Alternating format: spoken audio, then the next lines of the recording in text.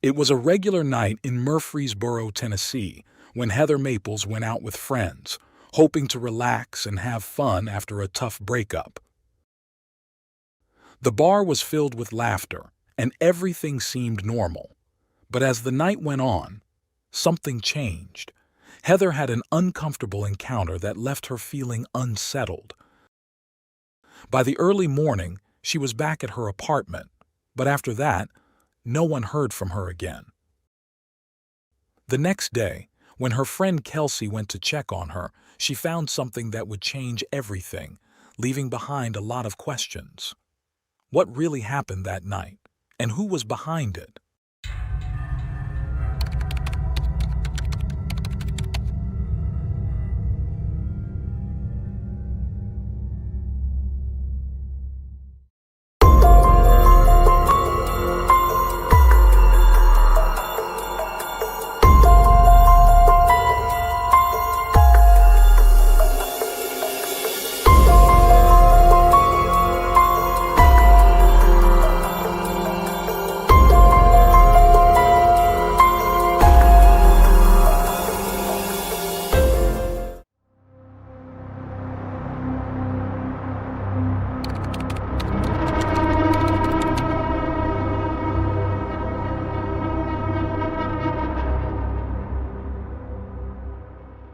Heather Maples was born on August 23, 1992, in Ocala, Florida.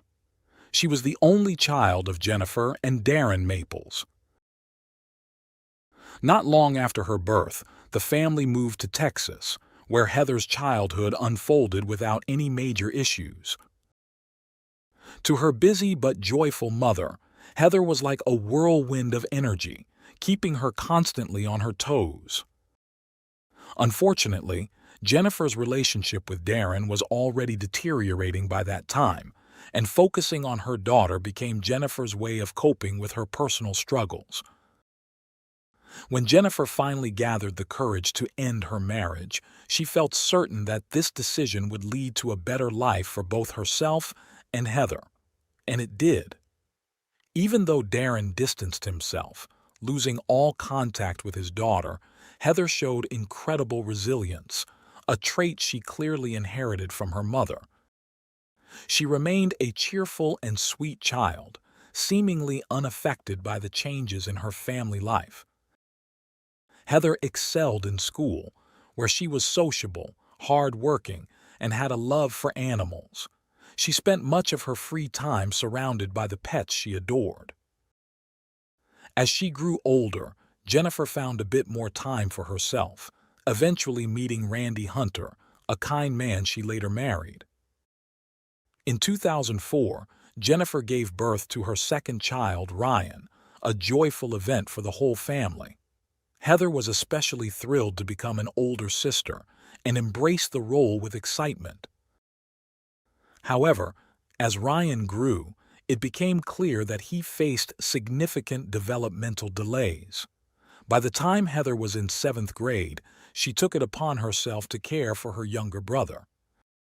She spent her free time helping Ryan learn to talk, walk, and eat, taking on responsibilities far beyond her years.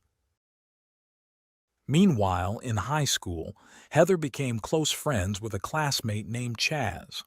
While little is known about him, he played an important role in her life at that time.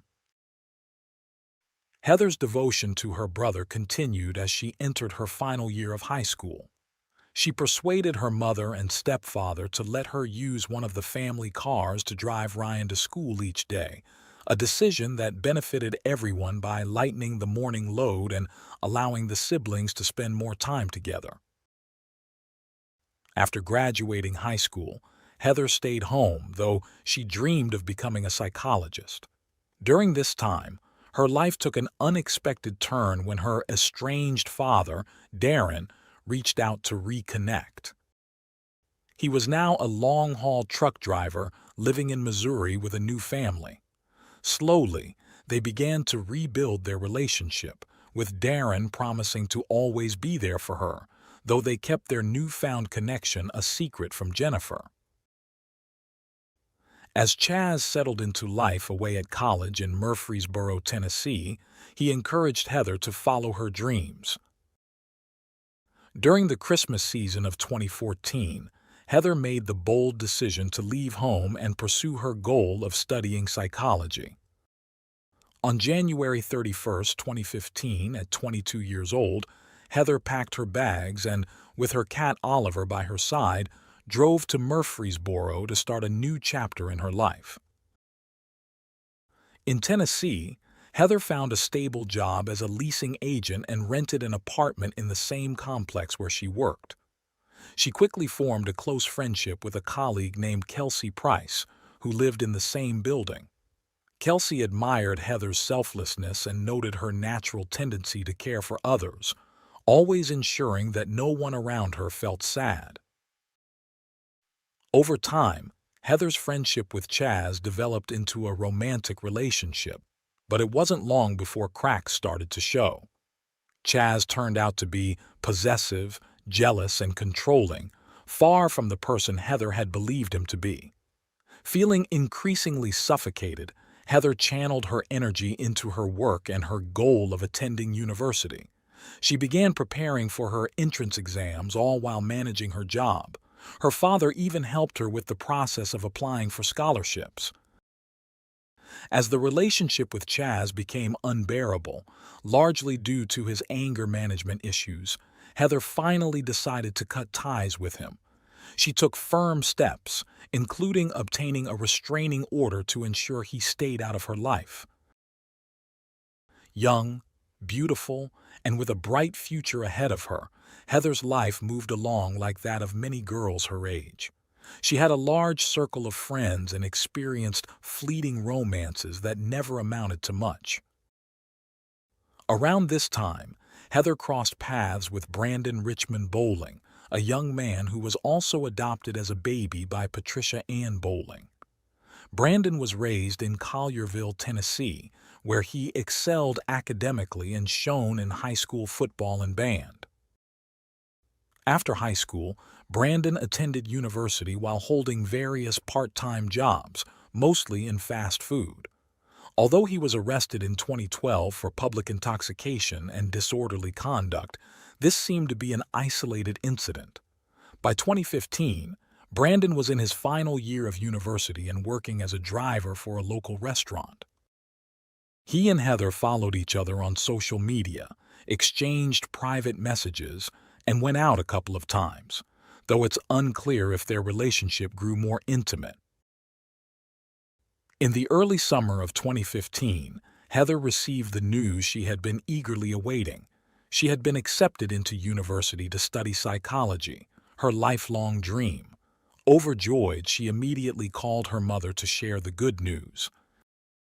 She then told her father, and the two made plans to reunite in mid-August. Darren even promised to fix up an old car he no longer used as a gift for her. On Thursday, August 6, 2015, the day unfolded like any other. During the workday, Heather told her friend Kelsey that she was planning to go out that night and asked her to check on her in the morning if she didn't show up on time or answer her phone. She assured Kelsey that she'd likely just sleep through her alarm. Around 10 p.m., Heather went out to a bar with some friends.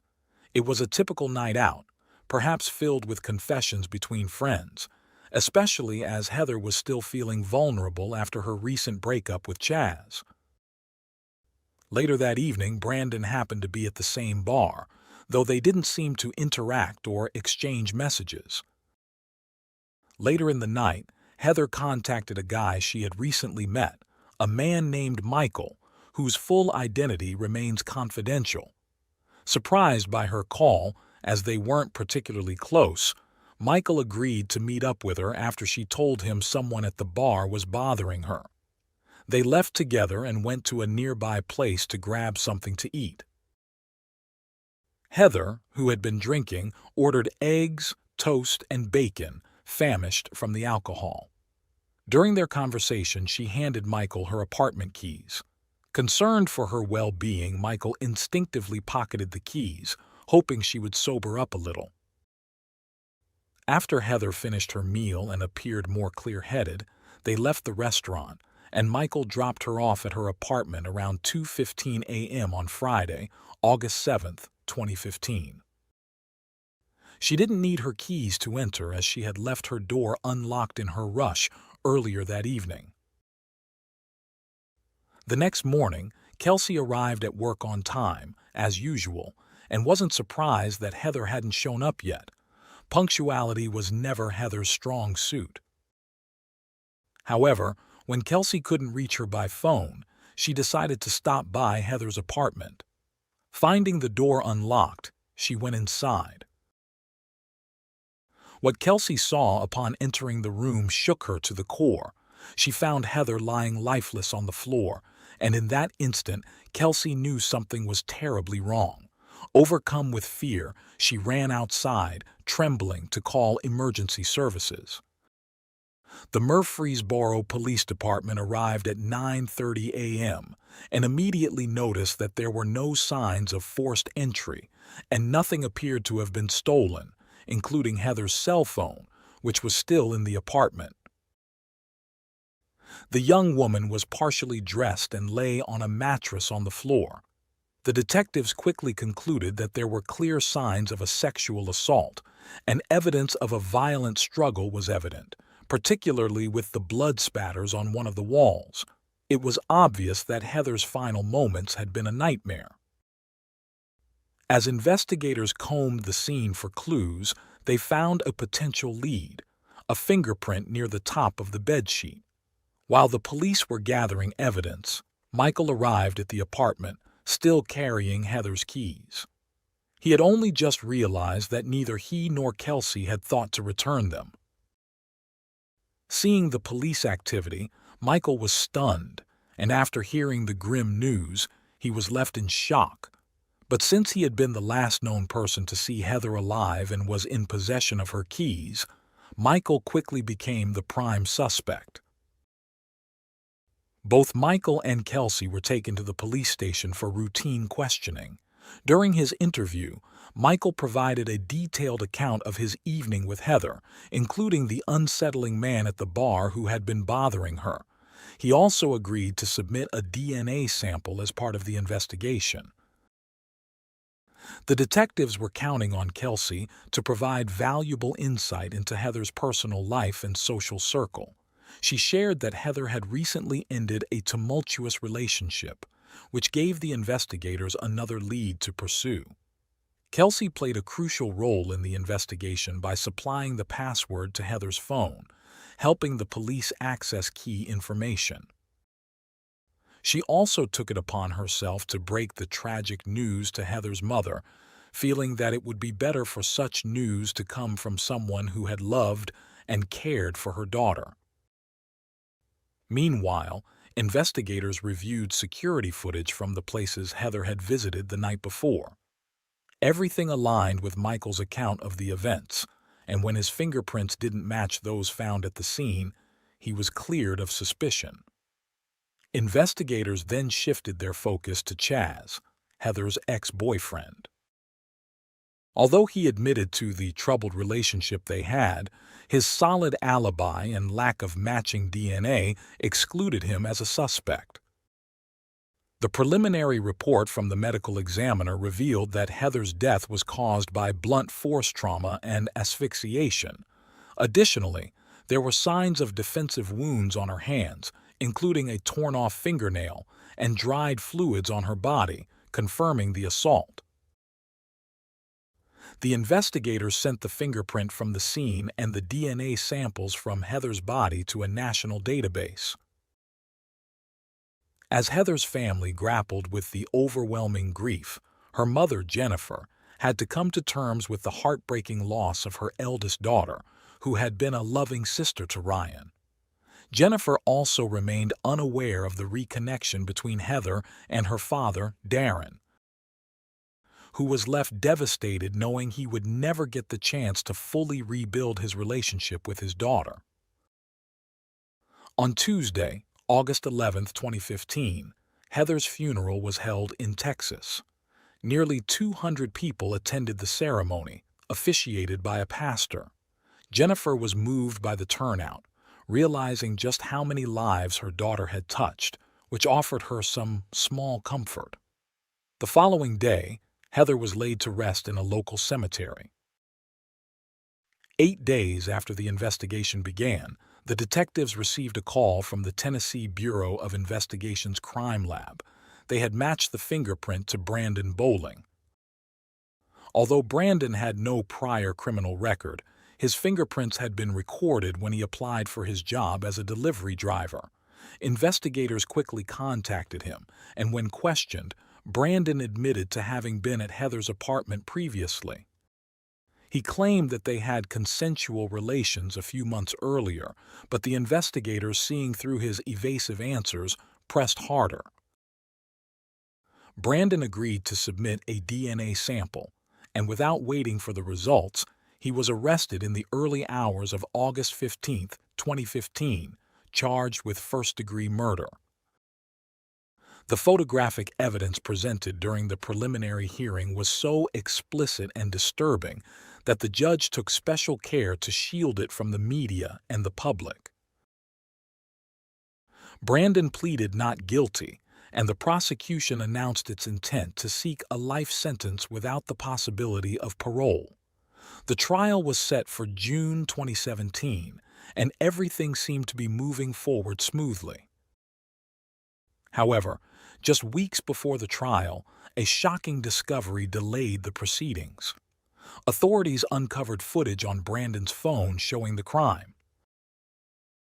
As a result, the charges were expanded to include 12 additional counts, including 6 counts of rape, 2 counts of sexual assault, 2 counts of aggravated rape, 1 count of first-degree felony murder, and 1 count of premeditated first-degree murder.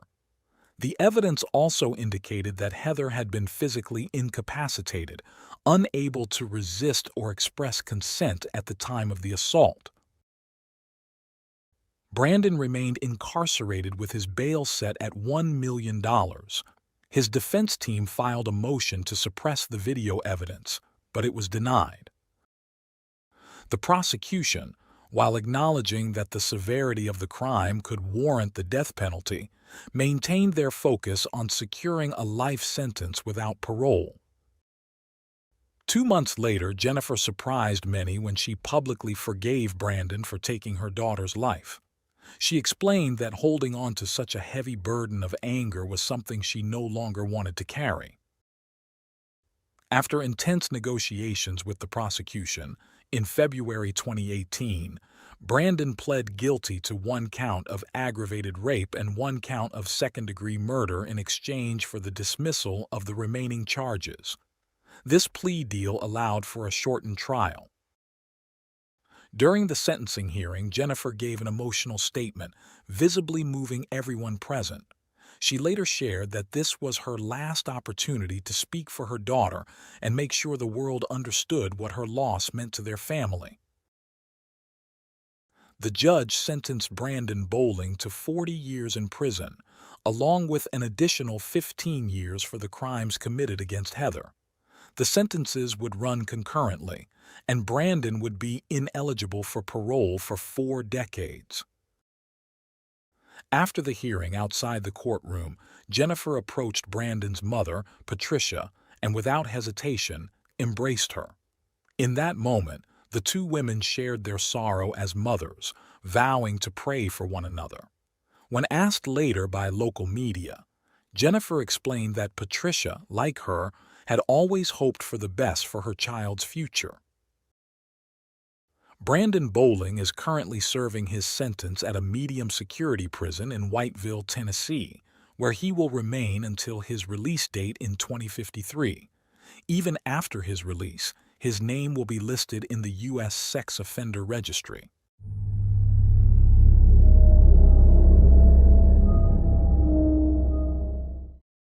Thanks for tuning in to Unreal True Crime.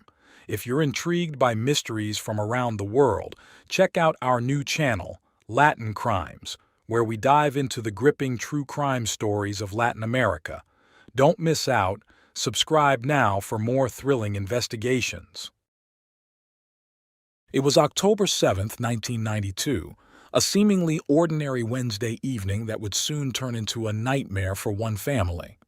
7-year-old Nikki Allen, with her bright eyes and innocent smile, had decided to make the short journey home from her grandfather's apartment just a floor below her own.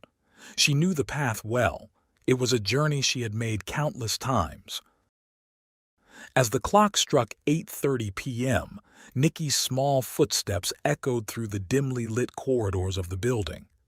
Little did anyone know, these would be the last moments of her life as she made her way through the familiar route.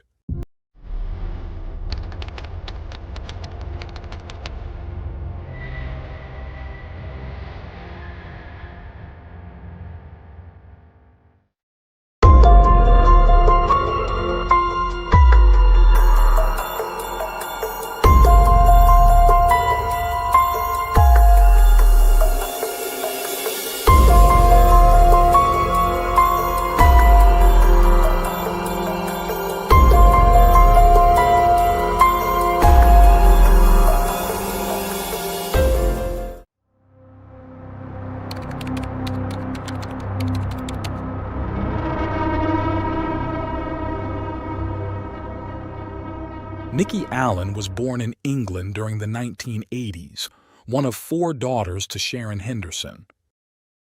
They lived in a low-income housing estate in the city of Sunderland, located in Tyne and Wear, in the northeastern part of England.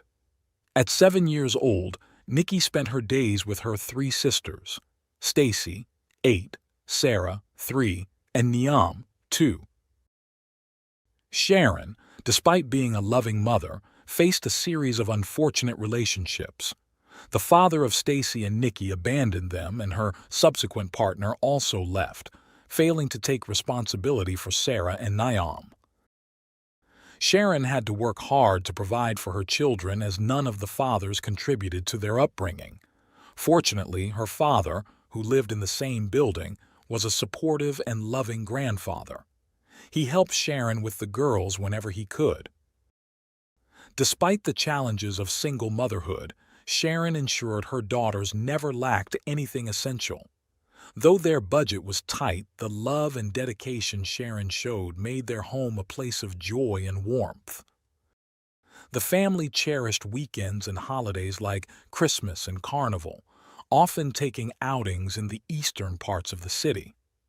Nikki, like most children, was oblivious to their financial struggles, radiating happiness. Described as a lively and cheerful child with adventurous spirit, her brownish-red hair contrasted beautifully with her fair skin, complemented by her vibrant brown eyes and an infectious smile that made her stand out. On the evening of Wednesday, October 7th, 1992, Nikki and her sisters were being looked after by their grandfather. Around 8:30 p.m., Nikki decided to go home, which was just a floor below in the same building. It was common for one of the older girls to head home first. Nikki knew the short route well, having traversed it many times without issue. That night, Sharon returned home to find Nikki missing. Initially, this didn't raise alarm as her other daughters, Stacy, Sarah, and Niamh, had not arrived either. But when they returned without Nikki, Sharon called her father, who confirmed Nikki had left his apartment 10 minutes before her sisters. The building was a tight-knit community where everyone knew each other, and mutual support was a daily practice. Nikki was well-liked for her endearing nature. In growing worry, Sharon began knocking on neighbors' doors, asking if anyone had seen her daughter and calling everyone she knew to find Nikki. When no one could provide any information, Sharon's fear turned to dread. Nikki was missing. The community organized search parties to scour every corner of the building and its surroundings. The search went on through the night and into the early hours of the morning. Sharon's anxiety escalated into panic and desperation. As dawn broke on Thursday, October 8th, with no sign of Nikki, the family contacted the authorities. The police arrived and began a thorough search, questioning residents, Sharon, the grandfather, and anyone who might know something.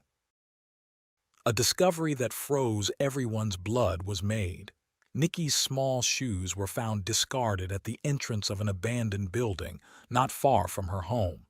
With heavy hearts, neighbors and police entered the building, their dread growing with each step.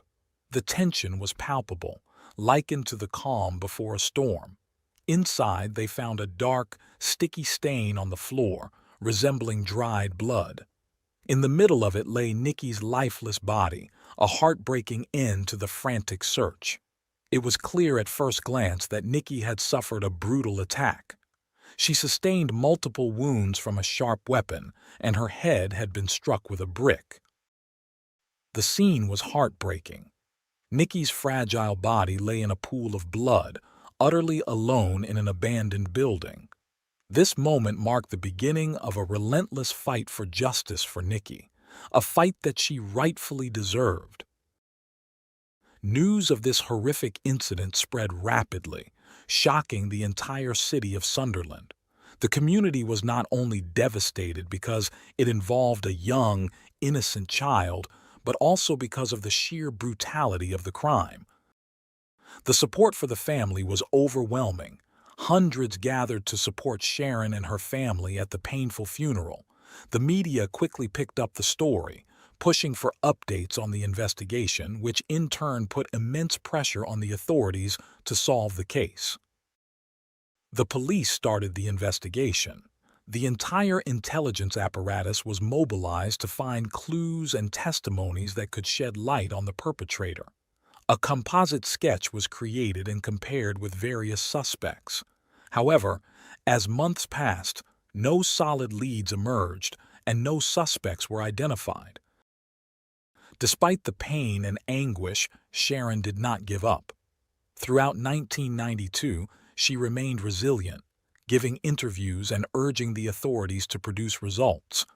The detectives assured Sharon of their unwavering support and the commitment of the entire Sunderland police force to find the culprit and bring them to justice. But beyond the declarations and good intentions, the path to truth was fraught with obstacles and dead ends. Yet, Sharon clung to the hope that justice would eventually be served for the tragic loss of her beloved daughter. In late 1993, the investigation focused on George Heron, a young man who lived near Nikki's home. The evidence found at his residence was troubling. A knife matching the pattern of Nikki's wounds was discovered, along with bloodstains on his shoes and clothes. George's sister provided crucial information, noting that on the night Nikki disappeared, George had spent an unusually long time in the bathroom. Although George initially denied leaving that night, 4 witnesses claimed to have seen him at nearby pubs buying Nikki's favorite chips. The police believe George used the snacks to lure Nikki to the abandoned building where she was killed. George insisted he was innocent, but he was detained as a suspect. After 3 days of intense interrogation, George confessed to Nikki's murder. This confession, though initially accepted, was later invalidated as it was obtained through coercion. All the evidence against him was circumstantial, but the police were confident they would secure a conviction. News of the arrest of the confessed killer was met with some relief, and the media quickly broadcast the development. Sharon felt a burden lifted, having spent an entire year desperately searching for her daughter's attacker, whom she described as a monster. The media detailed every aspect of the case against George, including his full name, residence, and image. However, the case against George fell apart when the court ruled his recorded confession inadmissible, citing it was obtained through police intimidation. After a brief trial, it was concluded that there was no evidence proving George's involvement in the crime, and he was declared innocent of Nikki's murder. For his protection, following public scrutiny, George was granted a new identity and relocated away from Sunderland to start anew. Nevertheless, Sharon believed in the police's version and remained convinced that George was responsible for her family's tragedy. Determined to seek justice, Sharon filed a civil suit against George in 1994, accusing him of wrongful death. The court ruled in Sharon's favor, ordering George to pay over £7,000, a sum she never received as George could not be located.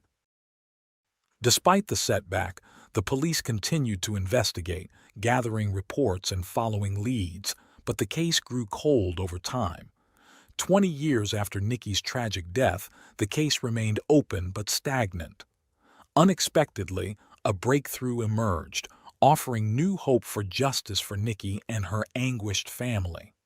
In February 2014, serial offender Stephen Greaves' son, already incarcerated, became a suspect. His modus operandi in previous crimes closely matched Nikki's case. Stephen had a history of cooperating with authorities, confessing to unsolved crimes and providing valuable information on similar cases, making him a crucial resource for the investigators. However, this time, Stephen took a completely different approach. He declared his innocence and refused to cooperate with any aspect of the investigation. After decades of dead ends and false leads, hopes were pinned on the significant advancements in forensic technology of that era. Investigators conducted blood analyses to find evidence linking Stephen to Nikki's murder, but the results ultimately excluded him as a suspect. Once again, they were back to square one and had to start from scratch. This was disappointing news for the investigators and for Sharon, Nikki's mother, who had placed her hopes on this new lead. Despite the setback, Sharon didn't give in to despair. Committed to keeping her daughter's case in the public eye, she continued to give interviews to the media. Through her courageous persistence, she hoped to keep Nikki's memory alive and to maintain pressure on the authorities to fulfill their duty of ensuring justice for her little girl. As the 25th anniversary of Nikki's murder approached, Sharon made a public revelation that was both raw and heartbreaking. She admitted that she had not been a good mother to Stacy, Sarah, and Niam. She acknowledged that her other 3 daughters had grown up feeling neglected, accustomed to seeing their mother constantly dealing with the media and police, dedicating all her time and effort to keeping Nikki's case in the spotlight. Sharon's candid admission had a profound impact on the British public and sparked a wide-ranging debate about the struggles faced by those who suffer the tragic loss of a loved one and how it can affect other important areas of their lives. Moved by Sharon's public self-reproach and suffering, the community once again rallied around Nikki's case, demanding answers about the current state of the investigation and what was being done to find the culprit. The pressure on the authorities intensified, and hopes for justice for Nikki were reignited. The media also got involved, emphasizing that the quest for truth and justice for Nikki was not just a legal battle, but also an emotional and exhausting ordeal for Sharon and her family. In May 2016, Sharon received a startling call from a woman claiming to have new information about Nikki's murder. This person, who had been 12 years old at the time of Nikki's disappearance and had been babysitting near the crime scene, shared her memories and possible leads with the police. In September of the same year, Sharon launched an online petition demanding a new, thorough investigation into Nikki's case. The petition quickly gained support, garnering hundreds of signatures in less than 24 hours, reflecting the public's interest in finding answers and justice for Nikki. However, the police and judicial system seemed to move at a frustratingly slow pace. Throughout 2017, Sharon continued to press the authorities. They assured her that they were still working on the case, even if no public updates were given. Unbeknownst to many, specialists were conducting DNA tests on hundreds of men who had lived in the area at the time of the crime. This effort eventually led to a valuable lead.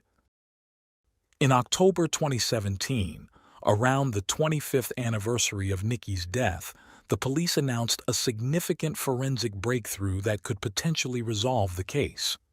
They had successfully obtained a DNA sample from an unknown male, offering new hope.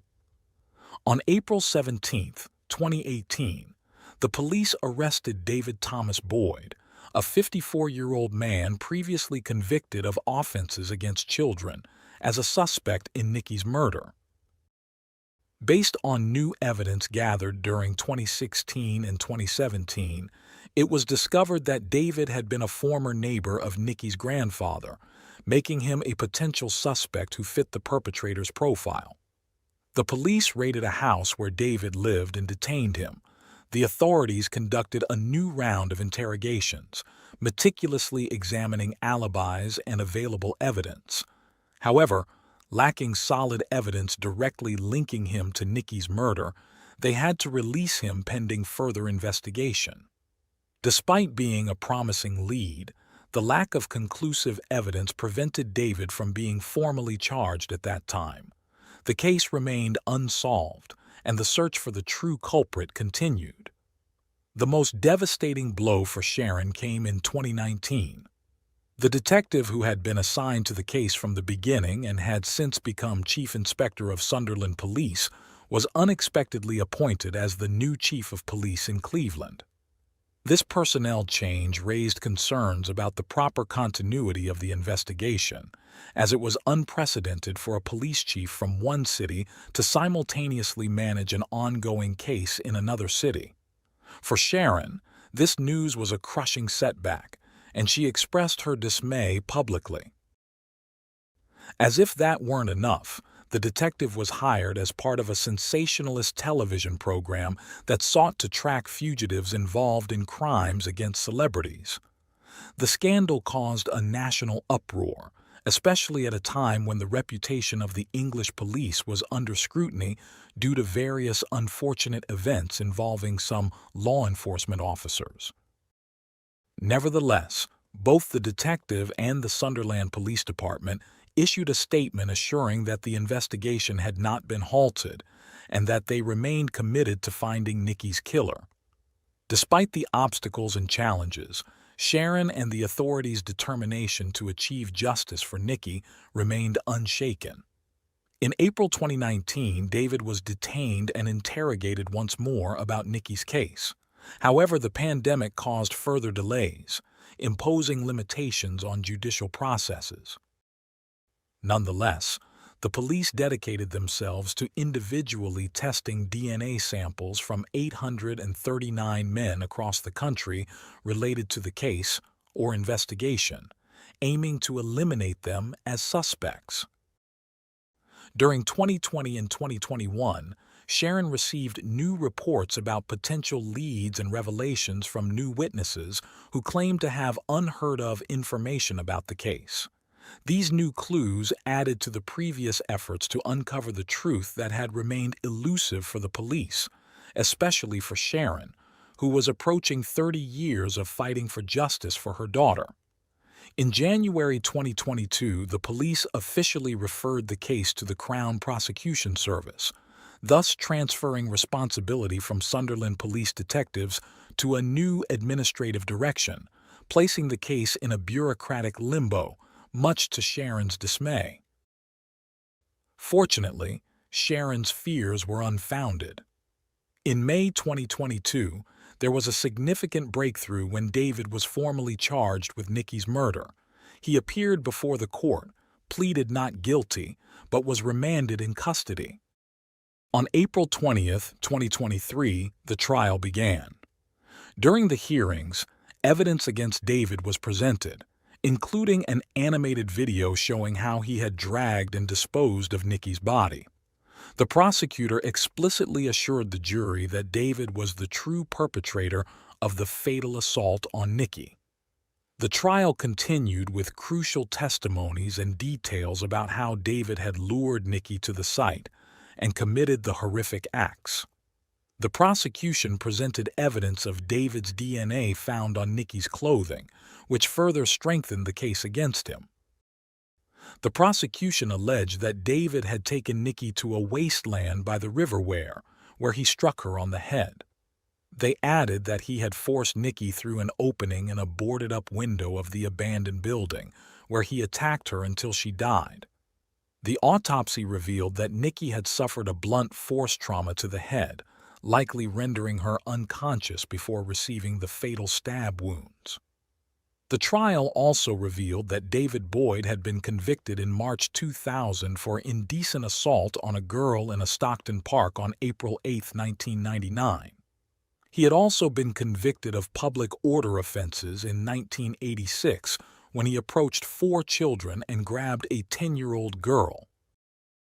Another detail revealed during the trial was that David knew the layout of the abandoned building where Nikki was found and had used the same window days earlier when he took a boy there, supposedly to look for pigeons. The defense argued that the evidence was merely innocent coincidences and that there was no direct proof of David's guilt. David concocted a story to explain the presence of his DNA on Nikki's clothing.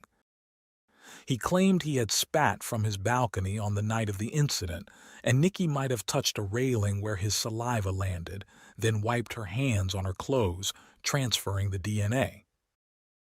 The judge explained to the jury that the case was based on circumstantial evidence, but the evidence presented so far strongly pointed to David's guilt.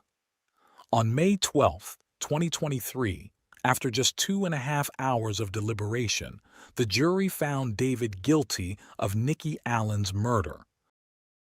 The verdict was a huge relief for Sharon and a victory for justice after decades of relentless pursuit. The man who ended Nikki's life and dreams and caused immense pain to her family would finally face justice for his cruel actions. On a day that seemed unreachable for Sharon, she finally got the results she had long awaited after 31 long years. When the court delivered the verdict declaring the man guilty, the news was met with a mix of relief and emotion, and the courtroom erupted in applause. Outside the court, under torrential rain, Nikki's family shared tears, hugs, and kisses. Despite the celebrations, there was still discontent among the family regarding the way the police investigation was conducted. Despite the historic verdict, Sharon expressed her frustration over the long wait and the fact that the man had lived freely for years without deserving it. Nikki's older sister, Stacy, recalled seeing David several times near the buildings where they lived during their childhood. She mentioned that all the children distrusted him and described him as a very creepy figure. At the time of her statements, Stacy was 39 years old and shared the profound impact finding her sister's body had on the community, as well as the immense damage to their family. As candid as her mother about the devastating effects of losing Nikki, Stacy confessed to having behavioral problems and resorted to substance abuse and rave parties to escape the pain. However, she eventually found a path to recovery and redemption. She now works helping people with substance and alcohol dependencies overcome their struggles and is also a boxing coach. The long-awaited news came on May 23, 2023. David was sentenced to life imprisonment with a minimum term of 29 years before he could be eligible for parole, meaning he would only be able to apply for release on August 16, 2049. Following the verdict, the police issued an apology to 56-year-old Sharon for the failures in the original investigation and celebrated that Nikki's case was finally closed. After the news broke, Sharon spoke to BBC News about the 31 years of waiting for Nikki to receive justice. When asked about the police's apology, she said she did not accept it. She pointed out that she had repeatedly asked if they were considering David as a suspect but was never listened to. She felt abandoned by the police all those years and stated that it took a forensic DNA breakthrough to finally capture David, who should have been on the police's radar from the beginning. Adding to her indignation was the fact that she learned about the conviction through the news. In response, the police stated that they had tried multiple times to contact Sharon but could not reach her until after the media interviews. They assured that she would be given the opportunity to speak with a senior police official. Sharon responded that she preferred actions over words and urged the police to investigate other individuals she believed might be implicated in the crime. The official response to Sharon's new suspicions came swiftly. The investigator who had led the investigation since 1992 asserted that the police were confident David acted alone. She also expressed a desire to share information with Sharon to put her mind at ease. Indeed, the conviction of the guilty party provided some relief and closure to Nikki's family. However, Sharon said that a wound remained open in her heart. Nikki's story teaches us the importance of persevering until the truth is found. It also highlights the need to ensure that families who lose a loved one to violent crime receive adequate support throughout the often devastating process of seeking justice.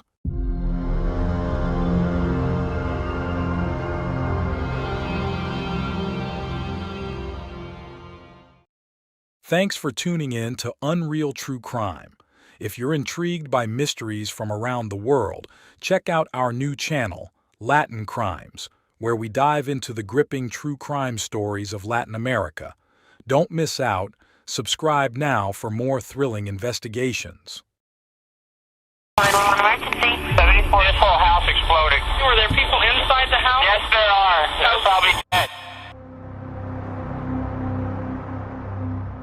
These are not images of an ordinary fire. They depict the scene of a horrific crime that took place in 2001, orchestrated by a man labeled as a family annihilator. This event revealed the dual nature of Robert Fisher, a man who appeared to be a devoted father and husband to the community, but meticulously planned each step of his atrocious act. He subsequently became one of the FBI's 10 most wanted fugitives. In this video, we delve into every detail of the story that shocked the residents of Arizona and remains one of the most profound unsolved mysteries in the history of U.S. criminal cases.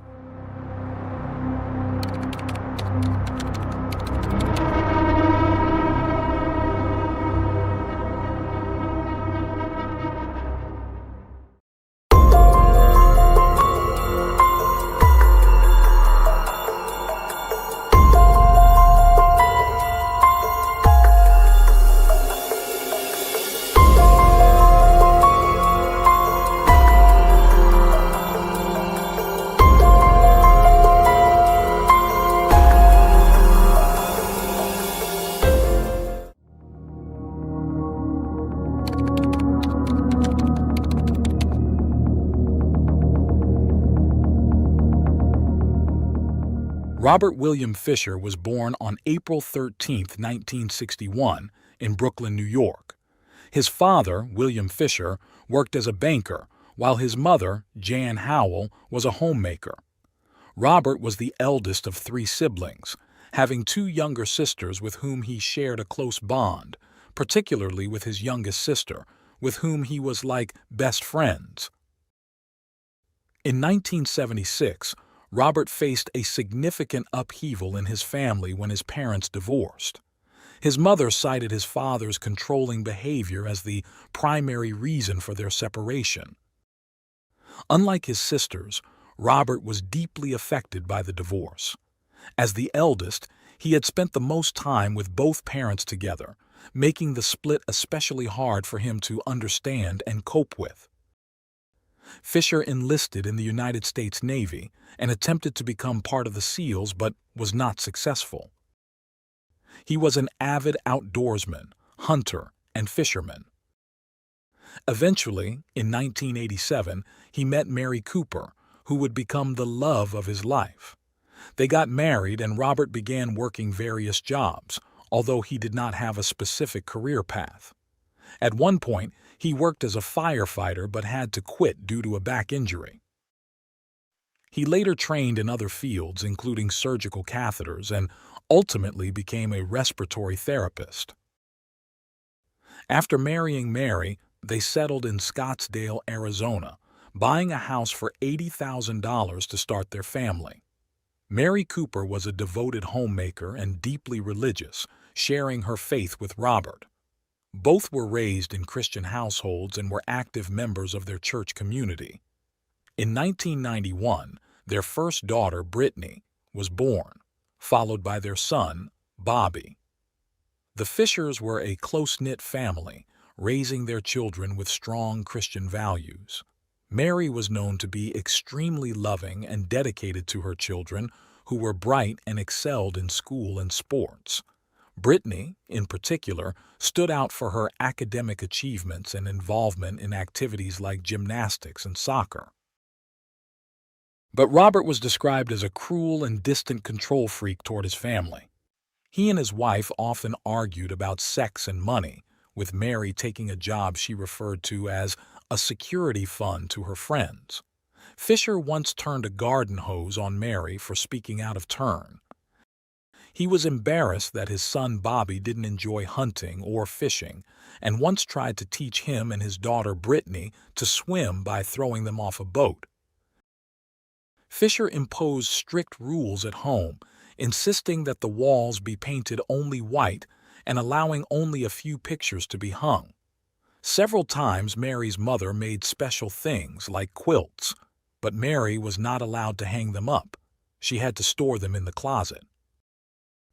Despite these behaviors, Fisher tried to maintain an image as a devoted family man. However, the Fisher family's seemingly perfect life took a devastating turn in April 2001. On the morning of April 10, 2001, at around 8:30 a.m., emergency services began receiving multiple calls about a house fire in their neighborhood.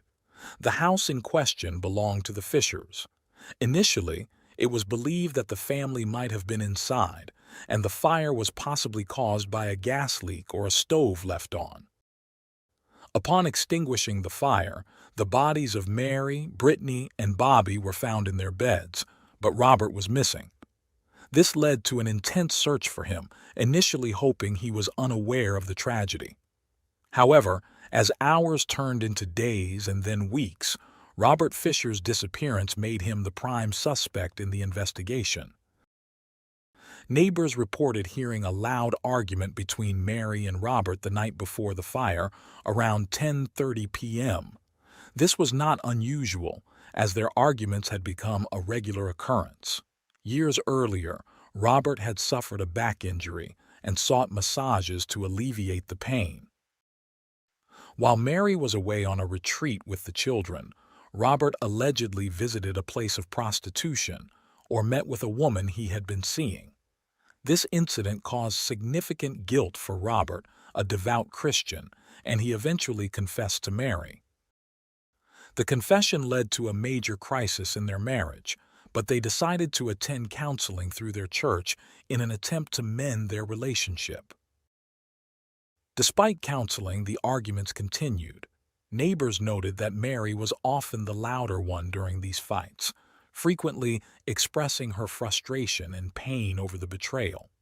The investigation revealed that Robert was captured on a surveillance camera at a nearby ATM at 10:45 p.m. on the night of the fire, withdrawing $280.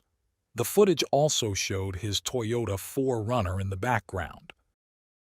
The amount withdrawn was considered the maximum allowed at that time, leading to speculation about his motives. The discovery of this withdrawal, coupled with the violent nature of the crime scene, pointed towards Robert Fisher as the main suspect. Despite an extensive manhunt, Robert Fisher remains a fugitive, and his whereabouts are unknown. The tragic events left the Fisher family shattered, and the community continues to seek justice for Mary, Brittany, and Bobby. When the autopsies were performed on the charred bodies of Mary and her two children, they found that Mary had been injured in two ways. Her throat had been slashed, nearly decapitating her, and she had been shot in the head. The children's throats had also been cut, nearly decapitating them as well. This happened, they say, on the night the neighbors heard the argument. Many believe that the screams the neighbors heard were not from the fight itself, but from the actual moment of the murders. The bodies were found in the morning, about 10 hours after they had been killed, when the house exploded. How did the house explode? Investigators say that a gas line was left open in the house's oven. A lit candle was placed in the hallway, and over those 10 hours, as the house filled with gas, it eventually reached the candle, causing the explosion. Robert became the main suspect, especially because he disappeared after the incident and never reappeared, making it obvious to the police that he was involved. Many thought that with his knowledge as a firefighter and his work in mechanics, he believed there would be no evidence left to incriminate him. They assumed he might have planned to make it seem like he was also inside the house, and due to the fire's intensity, his body wouldn't be found. This, they thought, was his way of escaping the situation. But why would he murder his own family? There are many theories, but the most focused one in this case is that he didn't want to allow a divorce from Mary. As I mentioned earlier, Robert experienced his parents' divorce when he was very young, which hit him very hard. Friends who knew him said he often mentioned he would never let his children go through what he had endured. In the days leading up to the incident, Robert had been unfaithful to Mary, and although she forgave him once, he cheated again. Mary, realizing this, decided it was enough and sought a divorce. Some friends mentioned that just days before, Mary had explained her plans to divorce Robert and that she was determined to go through with it. This decision did not sit well with Robert, who didn't want his children to experience the trauma of divorce. This led him to act as he did, believing that if he couldn't have Mary and his children, no one else could. Regarding Robert's personality, many would think he was a normal man with a wonderful family life, but that wasn't the case. Over time, some of his peculiar behaviors became apparent. For instance, he had a strange and intense passion for hunting. Friends recounted that once, after killing an animal during a hunt, he smeared its blood all over his face and body in a bizarre manner. On another occasion, while fishing, he reportedly dived into the water with a knife in his mouth and began stabbing fish to catch them, which was quite unusual. Additionally, he struggled with the disappointment of not being able to join the firefighters or the U.S. Navy due to a back problem, which seemed to weigh heavily on him. Moreover, those who knew him more intimately spoke of his controlling nature. Mary had confided in her mother-in-law that Robert's controlling behavior made her feel very strange and uncomfortable. His mother acknowledged that she had divorced Robert's father for similar reasons, as he had been equally controlling. There were also reports of Robert being extremely harsh with his children, pushing them to share his passion for hunting and forcing them to learn about and handle firearms. These behaviors painted a picture of a man with deep-seated issues, ultimately leading to the tragic events that unfolded. On one occasion, while hunting, he approached a family having a picnic and fired shots into the air to scare them. Several years before his wife and children were murdered, Fisher shot a stray pit bull. He claimed that he shot it because it attacked his Labrador retriever, but police maintained that he orchestrated the encounter because he wanted to shoot the dog. Fisher had been an active participant in the Scottsdale Baptist Church's men's ministry, but, in contrast to Mary, had begun to withdraw from church activities a few months prior to the murders. According to some of Fisher's friends, Fisher spoke of committing suicide around 1998 when he despaired over the condition of his marriage. In 1998, the Fishers went to the senior pastor for marital counseling. Robert gradually distanced himself from the marriage counseling provided by the church, which contributed to the deterioration of his marriage. To many, they appeared to be a perfect family, especially in front of the church. Mary's father even believed for a long time that Robert was completely innocent because he was always so good with the kids and portrayed the image of a wonderful father. Mary never shared the troubles she faced in her marriage with her father. He couldn't comprehend that Robert could harm his wife and children, believing instead that Robert had been kidnapped. When the police presented evidence, Mary's father was in disbelief but began seeking justice for his daughter. Unfortunately, he passed away 2 years after the incident without seeing justice served. Further investigation revealed that Robert had multiple facets to his personality, suggesting a significant personality disorder. In some home videos, he is seen instructing his daughter to smile, smile more, be very happy, then act scared and pull her hair. His behavior is peculiar, and at one point he orders Mary to turn off the camera, looking at her harshly. In another disturbing video, he has his children parade around with firearms, almost pointing one at Mary to make her turn off the camera. These clues led the police to consider Robert Fisher the sole person of interest, eventually placing him on the FBI's 10 Most Wanted list. By April 20th of the same year, several days after the incident, his Toyota truck was found in the National Forest where he was seen withdrawing money from an ATM. Near the passenger door, a large pile of human excrement was discovered, leading investigators to believe he was hiding in the area, possibly in one of the many caves. Reports of sightings began to surface, with one couple claiming they saw him walking along Young Road days before the truck was found. Some speculated he had hidden in a cave and perished, while others found it odd that his beloved dog, Blue, stayed by the truck for about 5 days without food or water. This led to confusion about why Robert left the dog there and whether it indicated anything about his state of mind or plans. On July 19th, an official arrest warrant was issued for Robert Fisher on charges of first-degree murder and arson. A $100,000 reward was offered for information leading to his capture, with many believing he was alive and living under a new identity.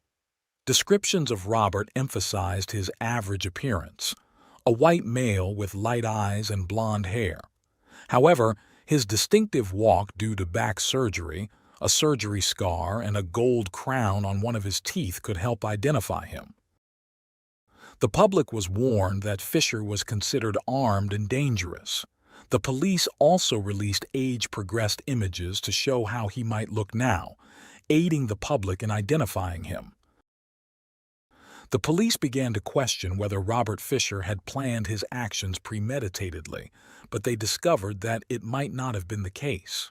His actions suggested a mix of surprise and a determined effort to flee and avoid capture. A truck driver reported helping a man who closely resembled Robert Fisher after the man's car broke down. Another testimony came from a woman who saw a man resembling Fisher. While she went to the bathroom, the man ordered a drink and stared at the fireplace for a long time. On the same night, another woman arrived at a hostel, asking for shelter because her boyfriend had just left her. The two women described the man similarly, raising suspicions that someone might have helped him escape, possibly a lover. Despite all this, the police doubted that Fisher could survive long-term in the wilderness, even though he enjoyed hunting and fishing. They considered the possibility of suicide, a common outcome for those who commit such crimes against their families. However, no body was found, leading many to believe he might be living in South America. Some think he might be in Mexico, where he could live off cash without needing a credit card, while others suggest he might be in Brazil, using his medical knowledge. A woman visiting Guatemala in 2009 took selfies where a man resembling Fisher appeared in the background. He confronted her, demanding the camera and the deletion of the photos. She later reported the incident, but the police couldn't confirm if it was him. In 2001, a man called a program called Most Wanted, claiming to be Robert Fisher, saying they would never find him. The police doubted the call's authenticity. In 2004, a man in Canada with a striking resemblance to Fisher was detained. When Robert's former neighbor saw him, he was convinced it was Fisher. The man had the same scar on his back and a missing gold tooth. However, fingerprint analysis proved it wasn't him. Despite these setbacks, the police continue to receive numerous sightings, but only a few have been somewhat credible. They urge anyone who sees someone resembling Robert Fisher to contact the authorities immediately, especially in Latin America, where he might be hiding.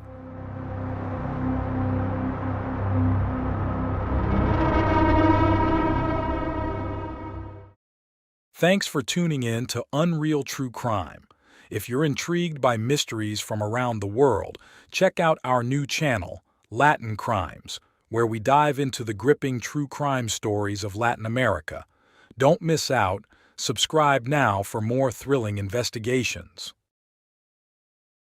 On August 22, 2005, the police received a call from a woman named Stacy Castor, who expressed concern about her husband. She reported that he had locked himself in their bedroom and was refusing to come out. When the police arrived at the couple's home, they forced the door open and found 48-year-old David Castor dead, sprawled across the bed. It appeared he had ended his own life by drinking antifreeze. Stacy put on quite the performance, screaming when she learned of her husband's death, but it was all an act. Stacy had murdered David, and this was not her first killing.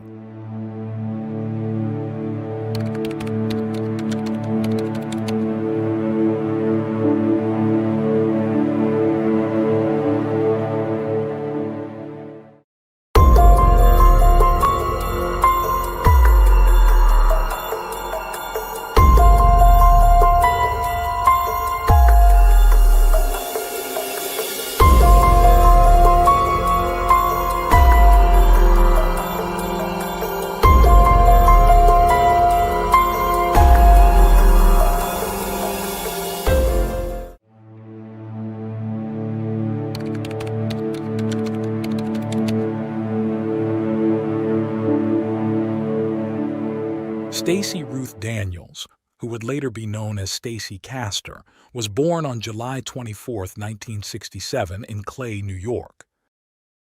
She was the only child of Jerry Daniels and Judy Eaton. Little is known about the early years of the cheerful red-haired girl. Her mother, Judy, once mentioned that Stacy had big dreams for herself.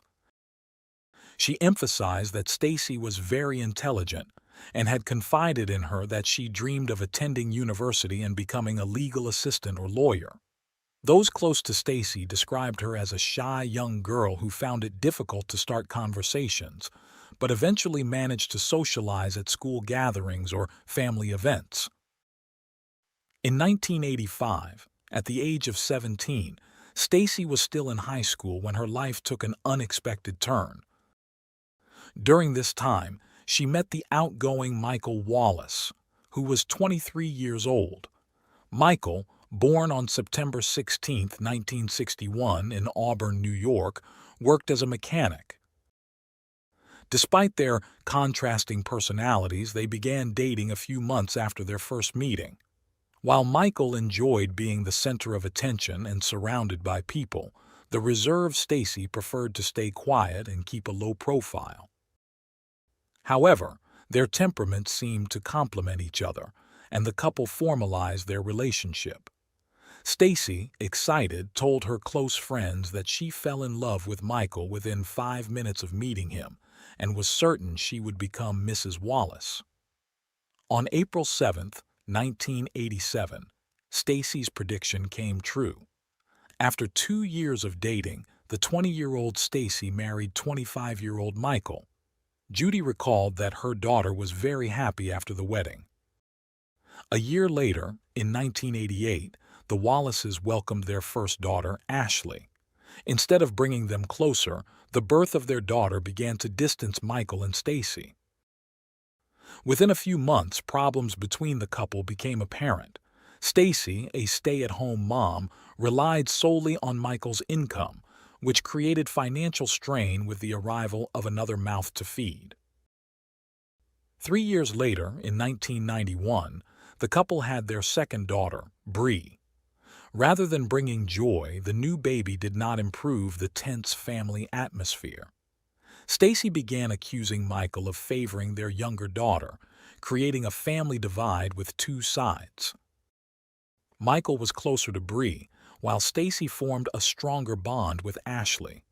It is unclear if the sisters' relationship was affected by their parents' preferences. Ashley and Stacy started having a relationship that was more like best friends than mother and daughter, a fact they both were very proud of.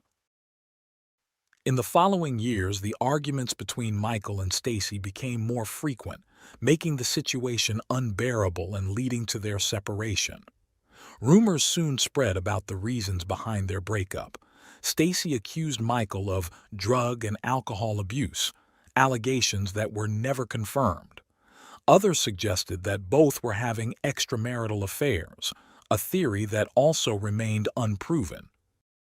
Friends of the couple attributed the distance to Stacy, starting to work as an ambulance driver at night, while Michael spent all day repairing vehicles.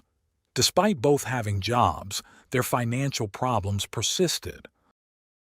Although they were separated, Stacy and Michael had not finalized their divorce, possibly holding on to the hope that things might improve between them. By the winter of 1999, Michael Wallace's family stated that he was considering legalizing his separation from Stacy. Amidst this marital crisis and the cold weather, Michael began to experience health issues. What started as a simple earache quickly escalated into a much more severe illness. Ashley later recalled that during this time, her father had trouble walking and speaking. She remembered seeing him sitting in the dining room drinking coffee when he suddenly started vomiting. He then lay down on the bed and fell asleep as if nothing had happened. Michael's discomforts persisted, leading him to seek medical attention. He told the doctors he felt lethargic. His sister was the first to notice something was seriously wrong with Michael's health. She observed his alarming deterioration during the family's Christmas gathering that year. Rosemary noted that Michael was coughing a lot and looked very swollen. A few weeks after the holidays, on January 11, 2000, Michael was found unconscious on the family home's couch. He was rushed to the hospital where he died hours after being admitted. Ashley, who was 11 at the time, remembered the last moments she saw her father alive. She said Michael was lying on the couch making funny faces. Suddenly, he raised his arm in the air, then put it down, and his arm just fell. Michael Wallace was 38 years old when he died. The medical report stated that he had died of a heart attack. Those close to Michael found it strange. He was a young and healthy man, with his only recent medical visit being for an ear infection. His sister disagreed with the doctor's conclusion that Michael had died of cardiac arrest. She claimed that before his death, Michael's skin had turned a deep purple from his head to his chest. When she requested an autopsy, Stacy refused. The grieving widow said she did not doubt the doctor's diagnosis and expertise. Stacy's refusal for an autopsy seemed reasonable, and Michael's sister put her suspicions aside. Michael was eventually buried in the local cemetery. In the following months, Stacy received all of Michael's financial assets, including a $55,000 life insurance payout. However, misfortune seemed to follow Stacy. 2 years later, on February 26, 2002, her father was hospitalized with what appeared to be a minor lung condition. Jerry responded well to treatment, and the doctors decided to discharge him. However, a few days after leaving the hospital, he died suddenly. Witnesses stated that Jerry collapsed after a visit from his daughter Stacy. The autopsy report on Jerry's body concluded that he had died of natural causes. As Jerry's sole heir, Stacy decided to cremate his remains. After these two close deaths, the attractive redhead was determined to rebuild her life. It wasn't long before Stacy found the perfect candidate to give love another chance. Through her boss, the widow and mother of two girls met a divorced man named David Castor. David was born on June 12, 1957, in Syracuse, New York. He was one of 4 children born to Philip and Joyce Castor. He spent his entire life in the Liverpool area, where he established his refrigeration company, Liverpool Heating, which he directed and operated. David was also a longtime member of a four-wheeler club and the Snow Pals Snowmobile Club. Stacy and David quickly began a relationship, and after a few months of dating, they married on August 16, 2003. From that date, she started using her second husband's surname. Initially, the couple seemed happy, but behind closed doors, their relationship was becoming difficult. The story seemed to be repeating itself for Stacy. According to people close to the couple, Stacy was uncomfortable with the close bond her new husband had with his son, David Jr., and his mother, Janice Poisson, David's first wife. To make matters worse, David did not get along with his stepdaughters. According to Ashley's later accounts, David was a bad stepfather who wanted nothing to do with her and her younger sister Bree. David reportedly told the young girls that he had no intention of being their father, as he already had a son, which was enough for him. Ashley mentioned that there was tension often caused by her mother's new husband. Stacy also shared with some close friends the discomfort that permeated her home. She claimed that David was difficult with the girls, as he expected them to do everything he said without question. Despite these issues, Stacy maintained that her relationship with her husband was good. However, the reality was that their problems were pushing the marriage to a breaking point. The final straw for the Castors came on Sunday, August 21, 2005, when David planned a surprise getaway to celebrate their second wedding anniversary. Ashley had just started her first job and couldn't watch her sister Bree that night. Thus, the Castors' Sunday outing was canceled. This led to a 7-hour argument in the garage. Afterward, David took a bottle of alcohol and locked himself in a room. The next day, Monday, August 22nd, Stacy was still upset, so she went to work without entering the room where David had spent the night. At the office, Stacy called 911, expressing her concern for her husband, whom she had last seen the previous day after he locked himself in a room following a marital fight. The police arrived at the house shared by the couple and Stacy's daughters. The officers knocked on the bedroom door, but there was no response. They broke down the door and found David motionless, realizing immediately that he was dead. Initially, it was thought that David had taken his own life. However, during a routine inspection of the house, officers found a dropper in the kitchen trash, which seemed unusual.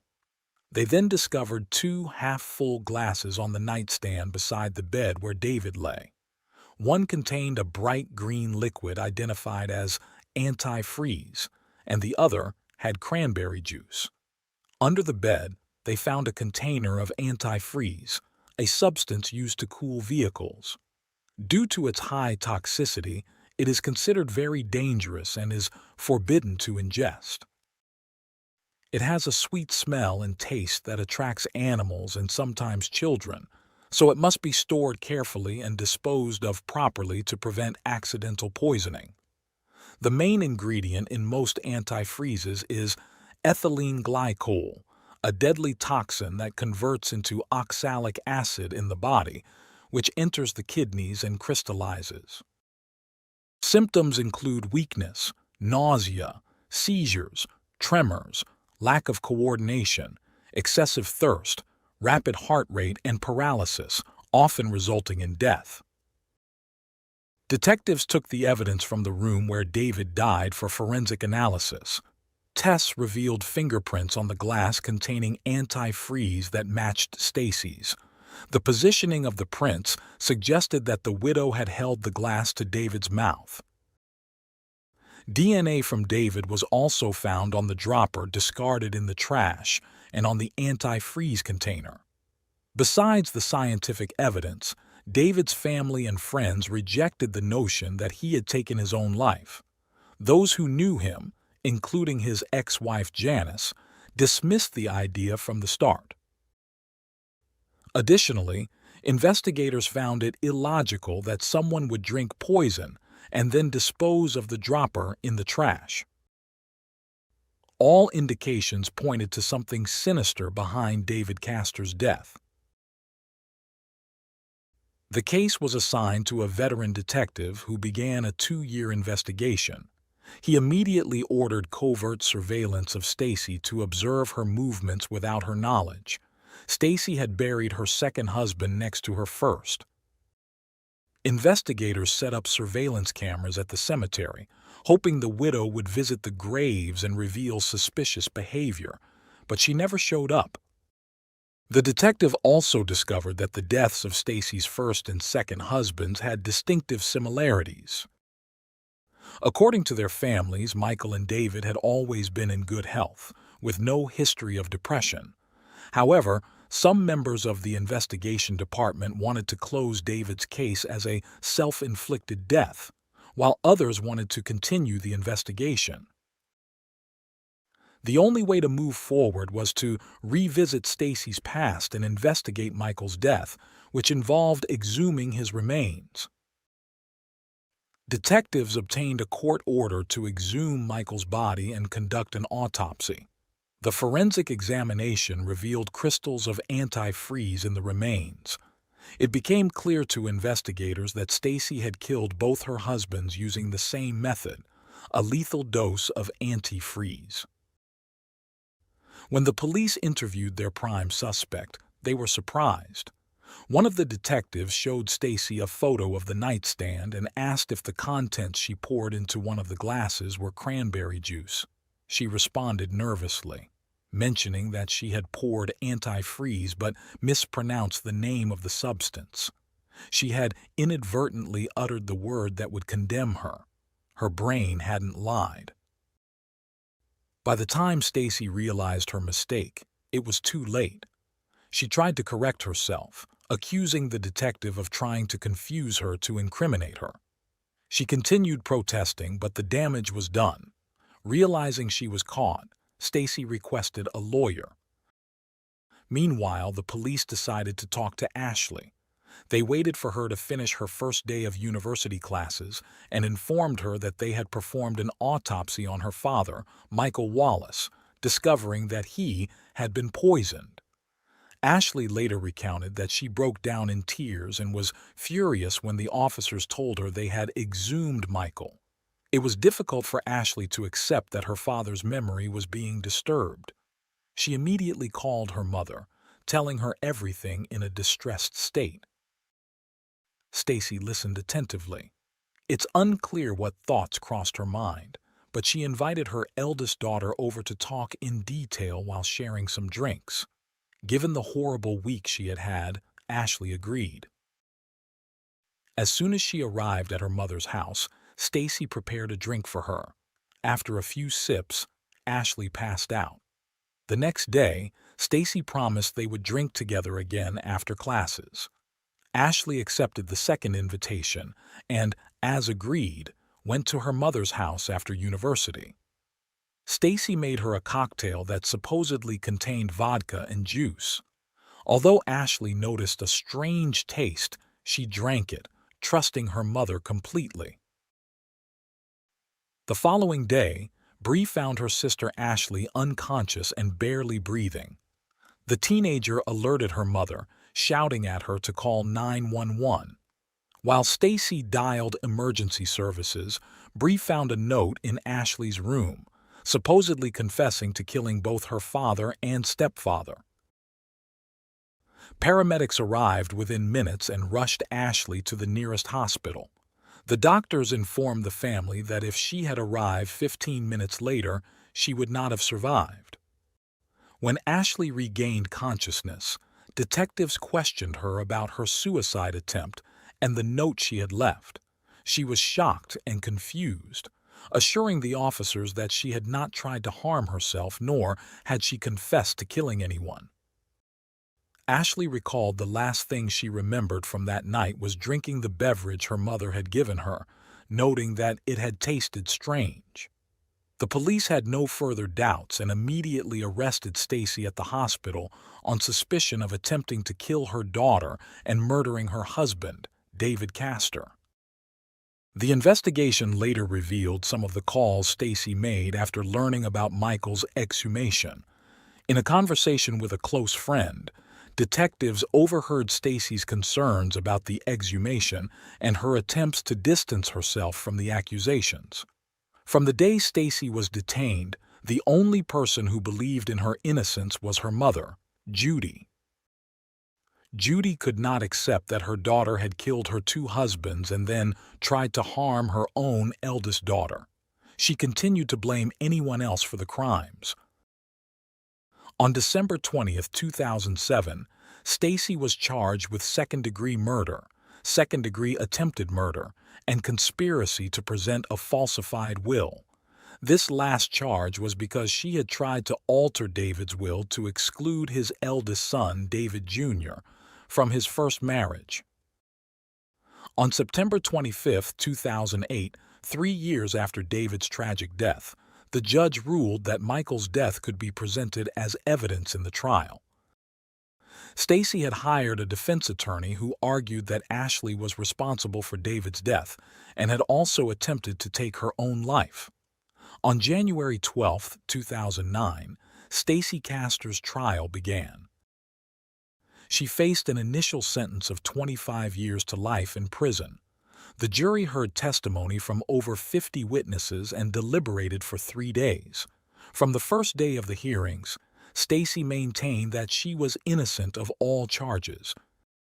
She claimed that David had taken his own life because he had been depressed for several days over his father's death and because they had argued the day before. A detective testified at the trial, detailing the results of the 2-year investigation. He explained that he had spoken with his colleagues about Michael's death to gather more information. They confirmed that there were certain similarities in the deaths of both husbands. He was told that when Stacy was interrogated before, she claimed Michael had various health problems. However, upon reviewing and consulting Michael's medical records, they found that the only significant issue he had in his 38 years was a hernia.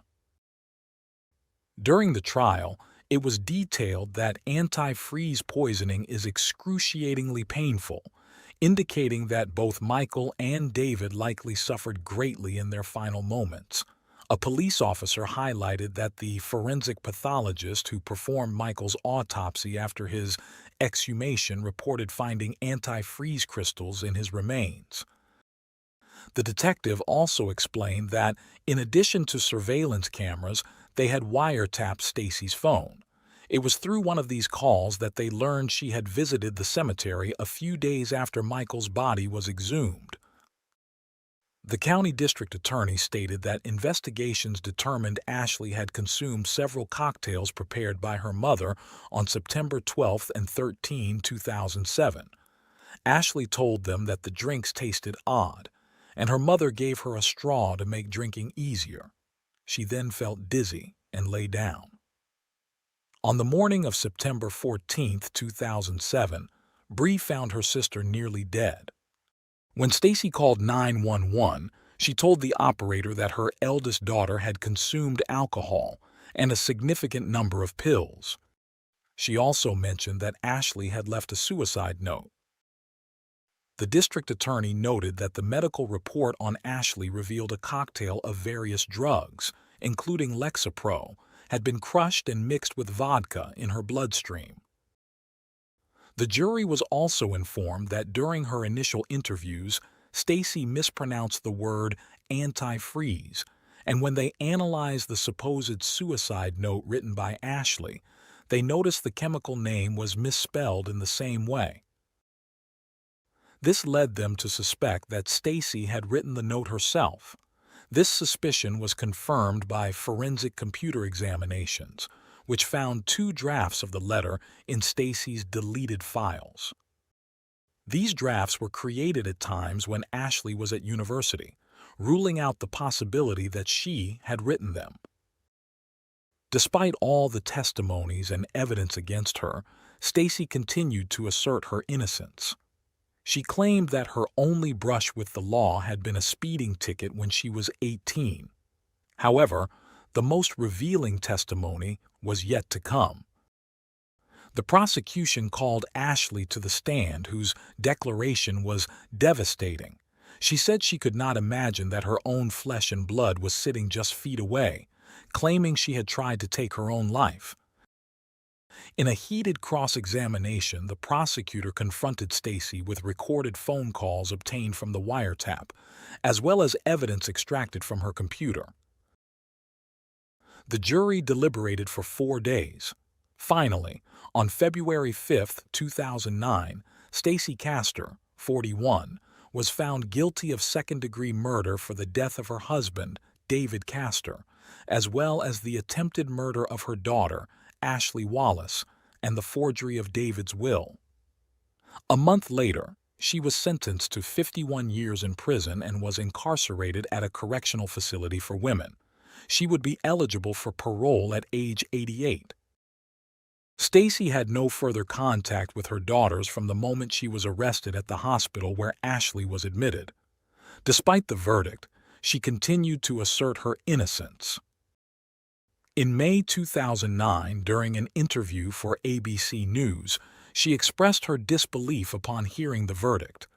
She described looking around, sitting down, and waiting for the moment to leave the courtroom.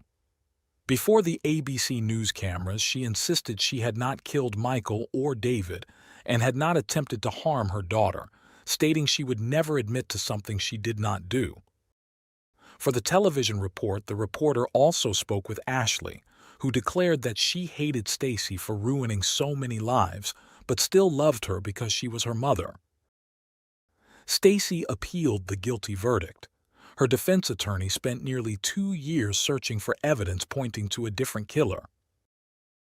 Stacy suggested it was easy to blame wives for crimes against their partners, but claimed children were also capable of such acts, pointing to news stories as evidence. She remained adamant that the truth would come to light, the evidence would prove her innocence, and she would eventually return home. But none of this happened. Judy visited her daughter every month in prison, maintaining Stacy's innocence. She also ceased contact with her 2 granddaughters.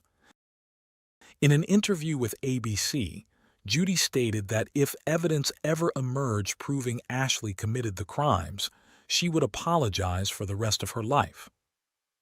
On the morning of June 11, 2016, after serving 7 years and 4 months of her sentence, Stacy Castor, dubbed the Black Widow by the media, was found dead in her cell at age 48.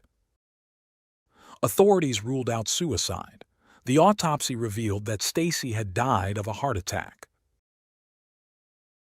Ashley graduated from university with near-perfect grades. She and her sister continue to try to move forward with their lives. Regardless of the fact that there are fewer female killers than male, and irrespective of the motivations behind such crimes, the case of Stacy Castor gathered a series of circumstances that turned it into a scandal, capturing national attention for nearly a decade.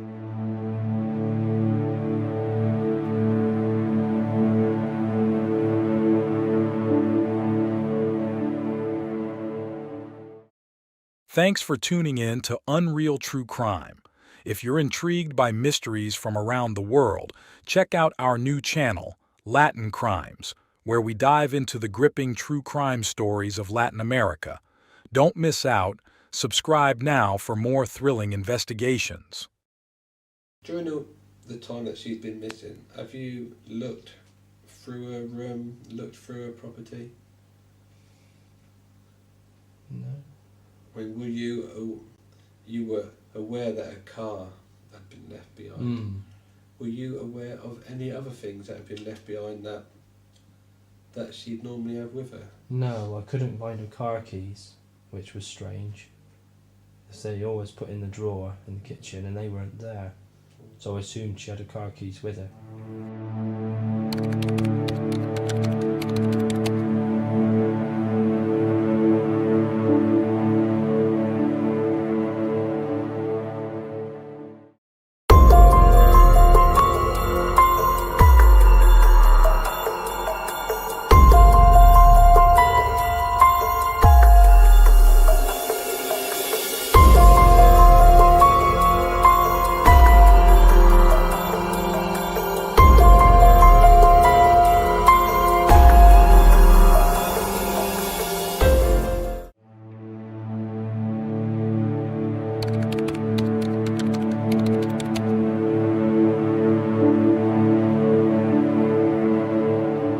Kate Wakefield Prout was born in 1952 in the ceremonial county of Gloucestershire, in the northwest of England, into a traditional family of English farmers. Her parents' names remain unknown, but it is well known that Kate's childhood was spent among the rural activities and games with her two brothers, Richard and Edward. The trio's bond remained strong over the years, but when adulthood arrived, Kate was the only one who pursued a different career path, working as a school teacher. During this period, both of her parents passed away. After settling the inheritance issues, the siblings divided the estate. By 1999, Kate, unmarried and childless, decided to retire early. She sold her share of the houses, intending to rest, enjoy the vast greenery, and spend more quality time with Richard and Edward. She also planned to indulge in her favorite hobbies, being near the beach, surrounded by animals, and arranging flowers. Kate moved to the countryside to live with her brothers, who were engaged in farming. At 48 years old, tall, blonde, green-eyed, and intellectually accomplished, Kate was very attractive. During this time, she met a younger neighbor, Adrian Prout, who was going through a difficult period after ending a long relationship and caring for his teenage daughter, Laura. Edward allowed Adrian to temporarily live in a mobile home on their property. In gratitude, Adrian helped with the farm work, and Edward admired him for his business acumen and drive. Kate and Adrian quickly hit it off, fell in love, and got married in September 2000. They bought a lovely house together but sold it 4 years later when they received an excellent offer. With the proceeds, they realized a dream by purchasing 115 hectares on the outskirts of Red Marley Dabito, a beautiful area. In 2004, the couple moved to Red Hill Farm in Red Marley, investing a significant amount of $1.2 million. The plan was for Adrian to manage the farm, continue his piping business, and organize pheasant hunting events, which were highly prized by wealthy British landowners. With Adrian's dedication and Kate's efforts in public relations and catering, their hunting events, which adhered to conservation rules to protect wildlife, became very popular. However, the harmony in their marriage began to falter when Laura, Adrian's 17-year-old daughter, moved in with them.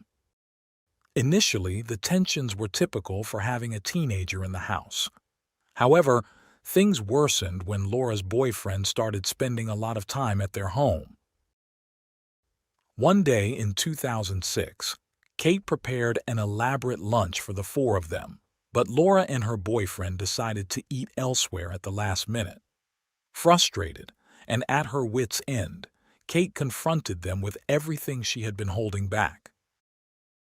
The argument was so intense that Laura decided not to live on the farm anymore. This incident strained Kate and Adrian's relationship further, leading to frequent and heated arguments. The situation escalated to the point where Adrian, in a fit of anger, pushed Kate against a truck. Adrian pushed Kate with such force that she hit the metal siding of a truck. Determined to leave him, she packed a bag with her essentials and went to stay with her brother Richard. However, a few weeks later, they reconciled, and Kate returned to Adrian. The peace was short-lived. On February 1, 2007, Kate called her brother Richard again, revealing that Adrian had been arrested for domestic violence. During a brutal argument, plates were thrown, hitting Kate on the head, and the confrontation continued in the garden. It ended with Adrian holding her by the neck over an empty pool, threatening to drop her. Despite mutual accusations, there were no witnesses. After this terrifying incident, Kate stayed with Richard and his wife for a considerable time. During this period, she confided in them about Adrian's controlling and abusive behavior. She revealed that despite co-owning their property, Adrian withheld her share of the income, forcing her to rely on her pension for personal expenses.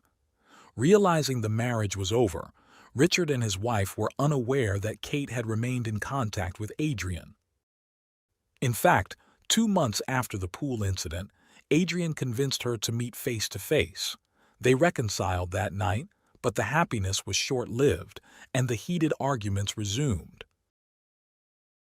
Determined to protect her financial interests, Kate began documenting numerous details about her marriage in her personal diary, expressing herself in ways she had never done before. The summer of 2007 was tumultuous, and in an attempt to save their marriage, Kate planned a romantic trip to Italy, buying tickets for October. When Adrian backed out at the last minute, Kate invited her sister-in-law instead. Before leaving, Kate made arrangements to ensure Adrian was comfortable at home, including hiring a woman named Diane Bellamy to care for the dogs, plants, and day-to-day tasks. Upon returning, Kate suspected a clandestine romance between Adrian and Diane. Though Diane testified in court that it wasn't true, she admitted that Adrian had attempted to kiss her several times. One evening in late October 2007, while at a bar with friends and clients, Kate, inebriated, began airing her grievances loudly. She accused Adrian of having an affair and criticized Laura, Adrian's daughter. When Adrian tried to calm her, Kate slapped him in front of everyone. The party ended abruptly, and Kate spent the night at a neighbor's house. Following this incident, they seriously considered divorce. Kate sought legal advice and requested an updated appraisal of their shared property, which had significantly increased in value to $1.84 million. Adrian offered her $850,000 in maintenance, but on Sunday, November 4, 2007, Kate refused. She stated that the only offer she would accept, being generous, was $1.13 million, which she felt was fair. Adrian was furious, knowing that to pay her that amount, he would have to sell the land they had bought 3.5 years earlier, an option he was unwilling to consider. The next day, Monday, November 5, 2007, Kate was seen at a fruit market in Ledbury, and later, around 3:30 p.m., contacted her bank. After withdrawing $21,000, she rejected Adrian's financial settlement in the divorce negotiations. What happened next has been pieced together as follows. Around 5:30 p.m., they argued in one of the tourist lodges they offered to hunting enthusiasts on their property. Adrian was preparing for a pheasant hunt with clients scheduled for the next day. Knowing this, Kate threatened to disrupt the event and embarrass him in front of everyone unless he agreed to her demands. Furious, he remained steadfast in his position. Kate reminded him that the property was purchased largely with her father's inheritance. The argument escalated until Adrian grabbed her by the neck with both hands and squeezed with all his strength. After about 15 seconds, Kate fell to the ground, lifeless. Realizing he no longer had to divide his fortune, Adrian went to the main house, sat in a chair, poured himself a whiskey and savored it. A while later he returned, wrapped Kate's body in a curtain and some large white plastic sheets, put her body in the trunk of his truck, and drove to a local bar for a few beers. By the time he returned to the car, it was dark. He then drove to a wooded area on the outskirts of their pheasant hunting grounds and dug a grave about 5 feet deep and as long. Finally, he buried the body and left. With no news from his sister and unable to reach her by phone, Richard asked a mutual friend who lived nearby to check on her. The friend found the door unlocked and Kate's car parked outside, but no sign of either Kate or Adrian. Like Richard, the friend couldn't reach them on their cell phones. Richard went to the house and waited with his friend for Adrian to return. When Adrian finally arrived, he claimed he hadn't seen Kate for days. Shocked by his response and his evident coldness, Richard pressed him. Adrian defended himself, saying he hadn't looked for her because he didn't consider her missing. He thought she was just keeping her distance.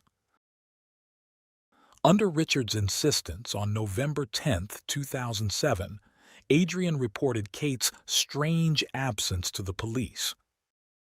Despite launching an extensive search of the farm and its surroundings, the authorities found no trace of Kate. The last confirmed sighting was on Monday at the fruit market. After that, nothing. Given the peaceful nature of their village and Kate's popularity with neighbors, the situation was deeply troubling. No one in the village suspected Adrian.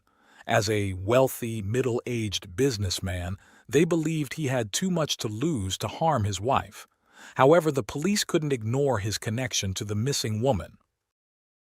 On Sunday, November 11, 2007, Adrian was brought in for questioning. The police immediately noticed some peculiar details.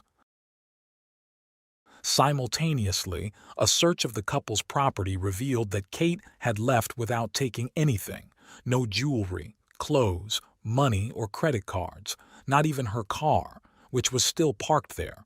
It was highly unusual. 3 days after the initial interview, authorities began to suspect the worst. By then, they were considering several possibilities.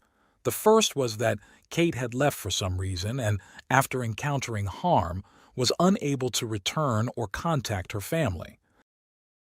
The second was that she had left deliberately and didn't want to be found. The final, more sinister scenario was that a crime had occurred, either an abduction or something worse. This launched one of the largest search operations in Gloucestershire, involving over 60 officers. Additionally, the same trained dogs used in the search for missing British girl Madeleine McCann were deployed. Dozens of police officers combed the grounds while helicopters equipped with infrared cameras and tactical police divers scoured the ponds. To grasp the scale and difficulty faced by the search team, the estate spanned over 250 acres, equivalent to approximately 240 American football fields, each measuring 1.32 acres. And this was only a fifth of the cultivable land, which also included at least half the area covered by woodland. Initially, officers identified over 100 areas where a body could be buried, but ultimately ruled them all out. They also searched inside Kate and Adrian's home and around the property's perimeter, using specialized dogs. Despite the challenges of searching without a body, the dog indicated a spot near the patio, which, according to its handler, suggested a body had been there at some point. This result strengthened investigators' belief that Adrian was the prime suspect, but without solid evidence, there was little they could do. Around this time, Diane ran into Adrian at a bar. Believing he was devastated like everyone else, she expressed her support. To her surprise, Adrian responded with absurd statements, claiming that Kate had been taken away without specifying by whom, and he asked her not to ask further questions. On November 27, 2007, Adrian was arrested, and simultaneously, a second search of the vast property was conducted using helicopters equipped with thermal sensors. After hours with no results, Adrian was released without charges. While outsiders believed Adrian was incapable of harming anyone, Kate's brothers suspected foul play and thought Adrian's hands were stained with blood. These suspicions seemed validated as Adrian continued his life as if nothing had happened. In fact, a month after Kate's disappearance, Adrian met Debbie Garlick, a 41-year-old divorced mother of two, at a nightclub in Staunton. They quickly developed a romance with Debbie, captivated by his personality, believing his innocence and thinking the police and justice system were wrongly accusing him. The romance thrived in the following weeks and months. In early February 2008, Diane encountered Adrian again and noticed he seemed frightened. Meanwhile, investigators found Kate's personal diary in her car, leading to Adrian's second arrest on February 19, 2008, for suspicion of murder. However, he was released on bail, and Richard and Edward begged him to confess what they believed was already obvious. Spring and summer passed, with each new season deepening the despair of Kate's loved ones, who watched in disbelief as the case seemed to dissolve without progress or answers. The stark contrast was Adrian's idyllic life with his now fiancée Debbie. In February 2009, the police informed Adrian that he was no longer a suspect. Elated, he convinced Debbie to move in with him at the property he had once shared with Kate. However, 3 weeks later, on March 10, 2009, the police knocked on the door to arrest Adrian once more. Although he was jailed for a month, he was again released on bail. Unbeknownst to him, the investigation continued quietly, and shortly after, Adrian was formally charged with the crime. This did not prevent his relationship with Debbie from progressing. Released on bail, they got engaged in June of that year, and by then, Debbie was pregnant. Their daughter was born on January 7, 2010, after a scheduled delivery.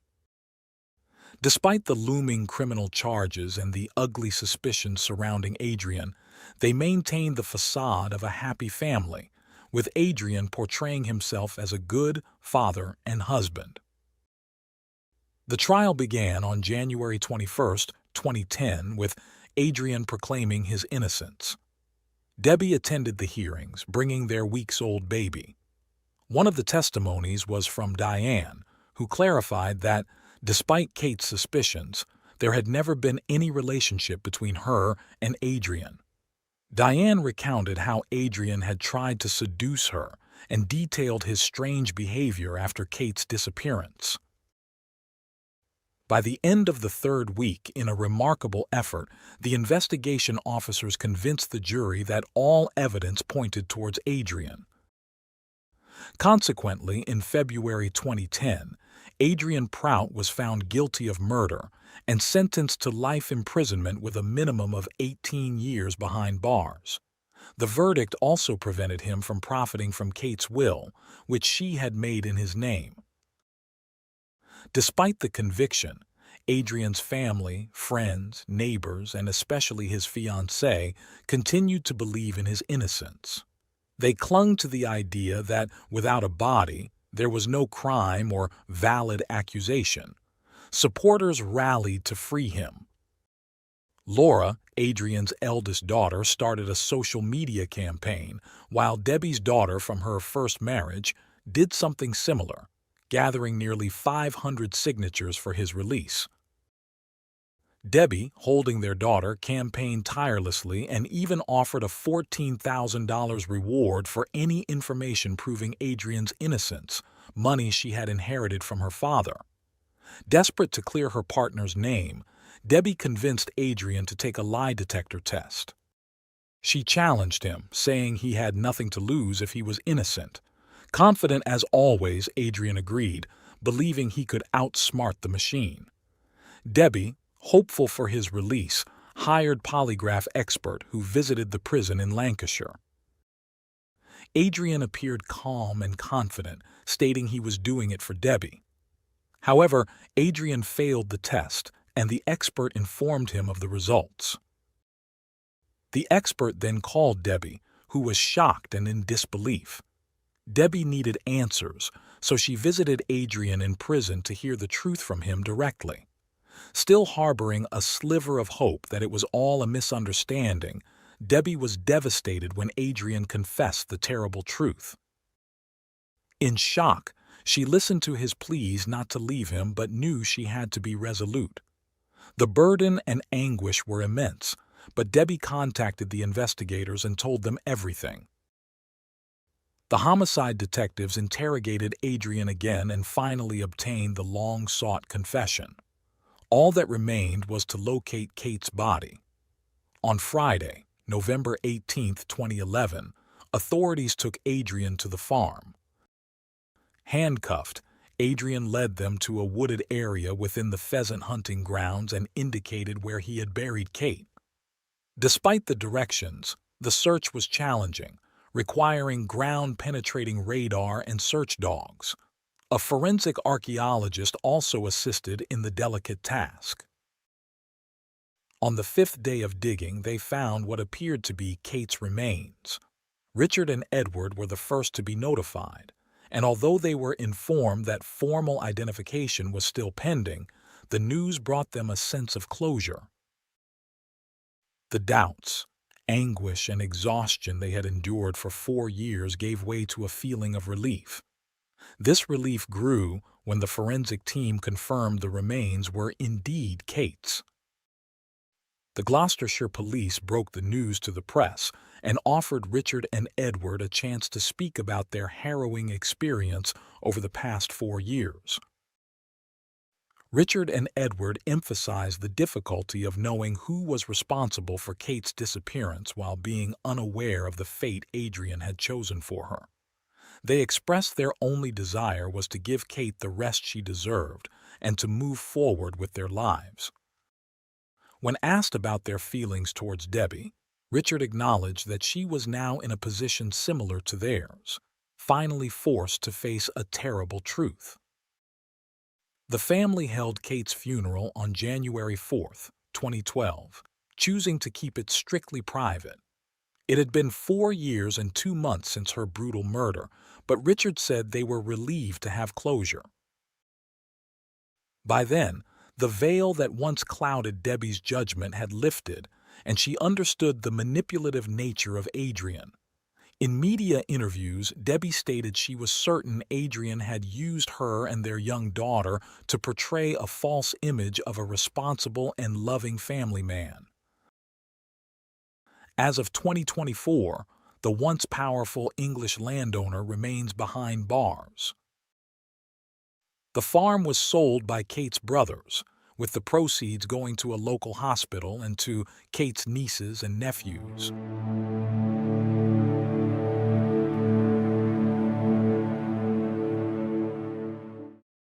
Thanks for tuning in to Unreal True Crime. If you're intrigued by mysteries from around the world, check out our new channel, Latin Crimes, where we dive into the gripping true crime stories of Latin America. Don't miss out. Subscribe now for more thrilling investigations.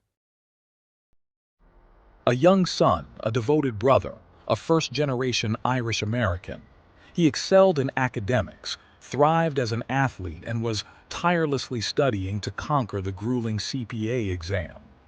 Chad O'Melia was the embodiment of every parent's dream. But in a shocking twist of fate, this golden boy was found brutally murdered, stabbed over 100 times. What dark forces had turned his promising life into a horrific nightmare?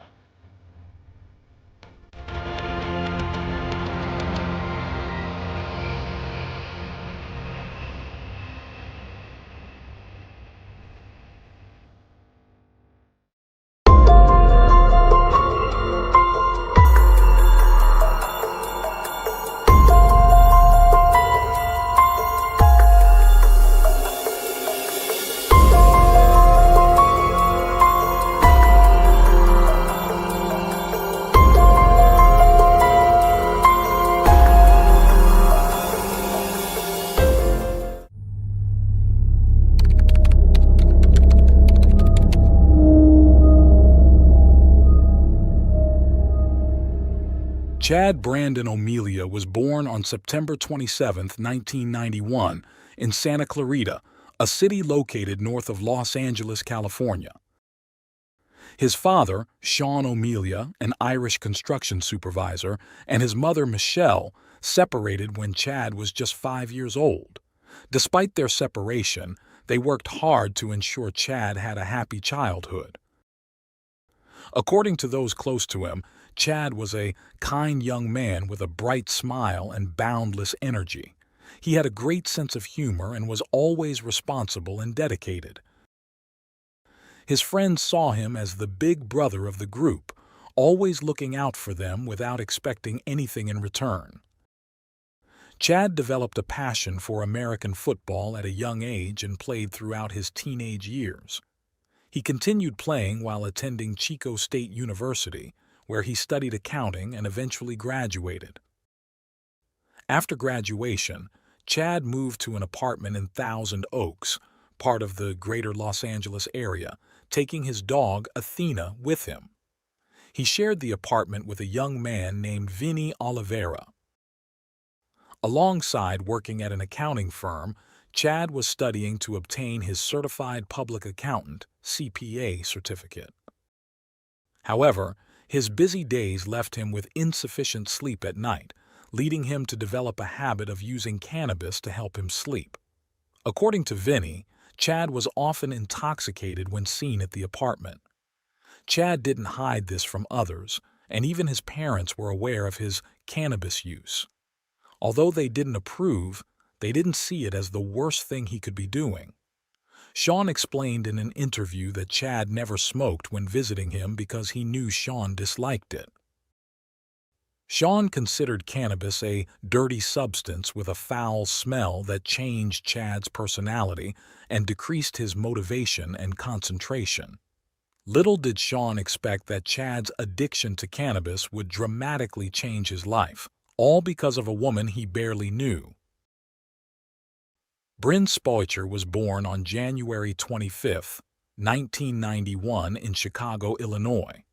From a very young age, Bryn faced serious health issues that required numerous surgeries and strong medications. These medical procedures and medications severely deteriorated her hearing. At 4 years old, she began using cochlear implants to hear better and also learned to read lips. Her medical condition made her feel isolated and different from others. Throughout her schooling, she was often the only student with hearing loss and would hide her hearing aids to fit in and avoid teasing. As she grew older, she decided to turn this aspect of herself that once embarrassed her into a strength. Bryn pursued a doctorate in audiology at the University of Washington School of Medicine, graduating in the 2010 S. She excelled in her field, with one professor stating that out of the thousands of graduate students he had taught, Bryn stood out as brilliant, and none could surpass her. In August 2017, at the age of 26, Bryn moved to Thousand Oaks and secured a job as an audiologist at UCLA Health, a health system comprising various medical centers, including the David Geffen School of Medicine at UCLA. For almost a year, she lived in a rental apartment that didn't allow pets, so she had to leave her Siberian husky, Arya, with her family in Illinois. It wasn't until April 2018 that she found a place where she could bring her beloved canine companion. Having Arya by her side again significantly improved Bryn's daily life, as she had trained the dog as a service animal 2 years earlier when Arya was just a puppy. Bryn often took Arya for walks at Conejo Creek, a popular park in Thousand Oaks. It was there, at her favorite spot, that she met Chad in late April 2018. According to her account, Chad was the one who initially approached her. On several occasions when their paths crossed, the 26-year-old Chad asked for her phone number, but she declined each time. Eventually, Chad handed her his business card so she could text him if she ever wanted to meet up. That's exactly what Bryn did, and soon they began an informal relationship. They would go out to eat or hang out with friends, and once, they shared a bottle of Irish whiskey while watching their dogs play in the park. Bryn was drawn to Chad's sarcastic humor, which contrasted with his kind and sweet personality. She expressed that although she wasn't sure they'd get along at first, she soon realized they fit together like puzzle pieces. On Sunday, May 27, 2018, the day before Memorial Day, Bryn went out drinking with some friends. Chad contacted her later, inviting her to visit. Around 10:30 p.m., the 27-year-old Bryn arrived at Chad's place with Arya. They spent time together, drinking a bit and chatting with Chad's roommate, Vinny. Shortly after midnight, Chad took out his water pipe and loaded it with cannabis. He went out to the balcony to smoke alone, but Bryn soon joined him and asked for a hit. After inhaling, all she felt was a burning sensation in her throat, which made her cough. She told Chad that she had never had good experiences with cannabis, as she never felt its effects as others described. Surprised, Chad loaded the pipe again with even more cannabis, encouraging her to try again to feel the effects. Bryn complied and smoked again. What happened next was so horrific it seemed like fiction. In the early hours of May 28th, the Thousand Oaks police responded to an emergency call made by Vinny. Something terrible was happening at the residence and they needed immediate help. When officers arrived, their body cameras captured the violent scene unfolding inside the apartment. Bryn had savagely attacked Chad with several sharp objects taken from the kitchen and then turned one on herself. The footage is so graphic it has not been released to the public. In an attempt to stop her, officers fired a taser 4 times, but Bryn seemed unaffected by the electric shocks. They then used their batons, striking her 9 times until she finally dropped the weapon. Bryn suffered 5 fractures in one arm and deep cuts on her neck, face, and right hand. She had also attacked her dog, Arya, who fortunately survived. Tragically, Chad was not as lucky. By the time police arrived, he was already lifeless on the floor, with a total of 108 wounds across his body, as later revealed by the forensic report. Bryn was rushed to the hospital and immediately taken into surgery to save her life. The procedure was successful, and she was admitted to the same health center for recovery.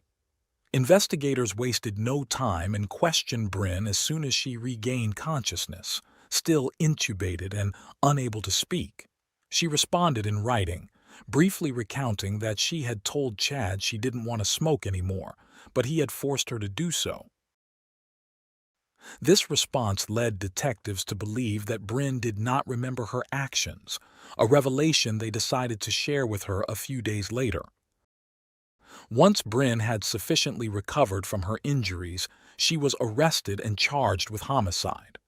The aftermath of the incident impacted not only Bryn, but also her victim and their families. It was Chad's father, Sean, who had to break the tragic news to his ex-wife, Michelle.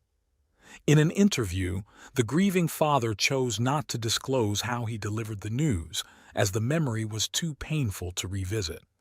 However, he did share that he requested the police allow him to personally inform Michelle, wanting to be there to console and support her.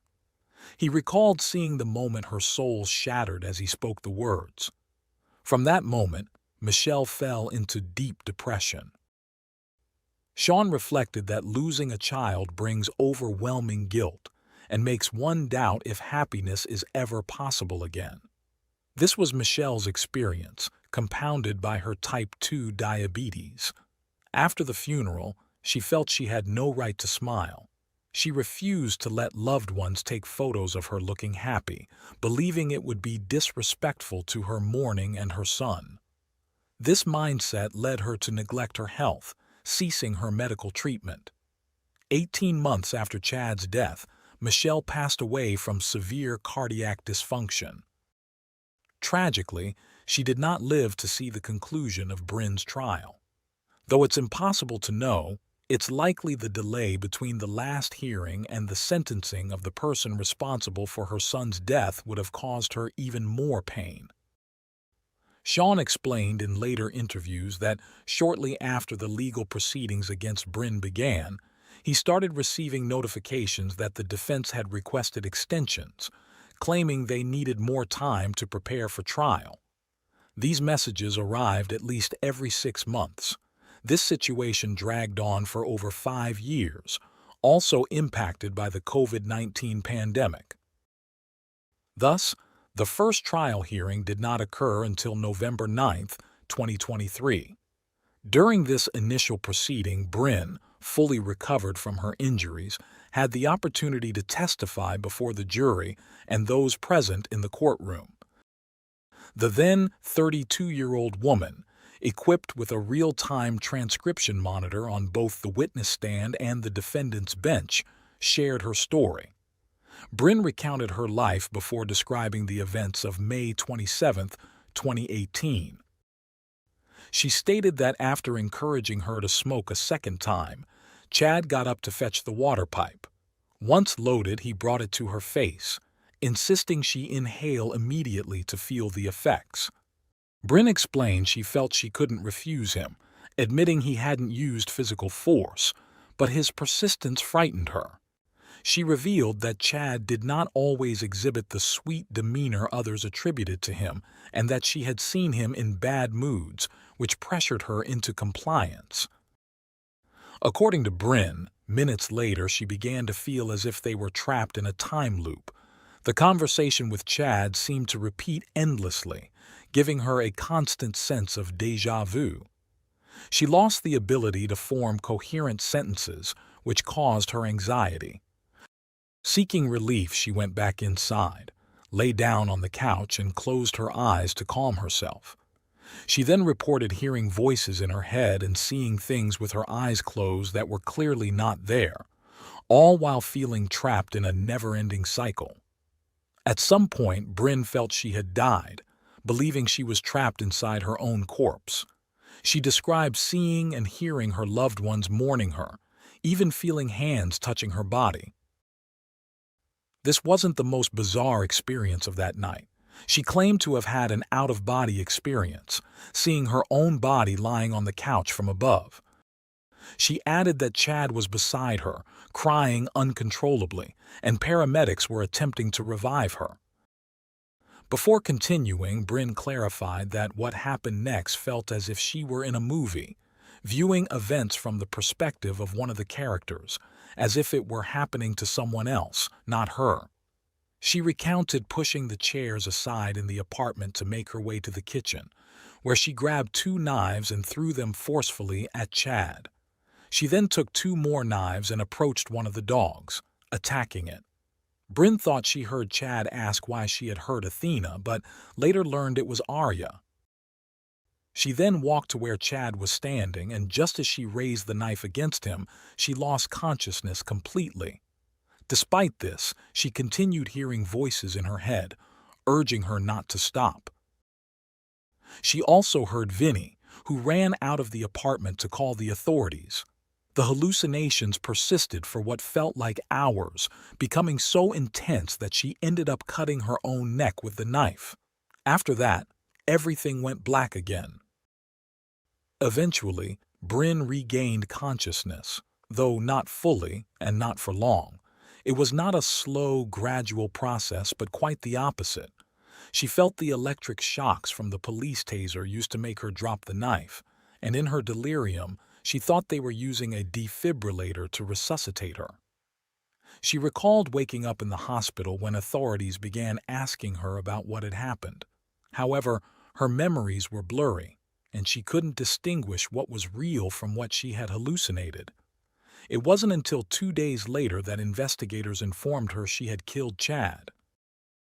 The defense attorney referenced tests conducted on the water pipe after the incident and called another person to explain the results.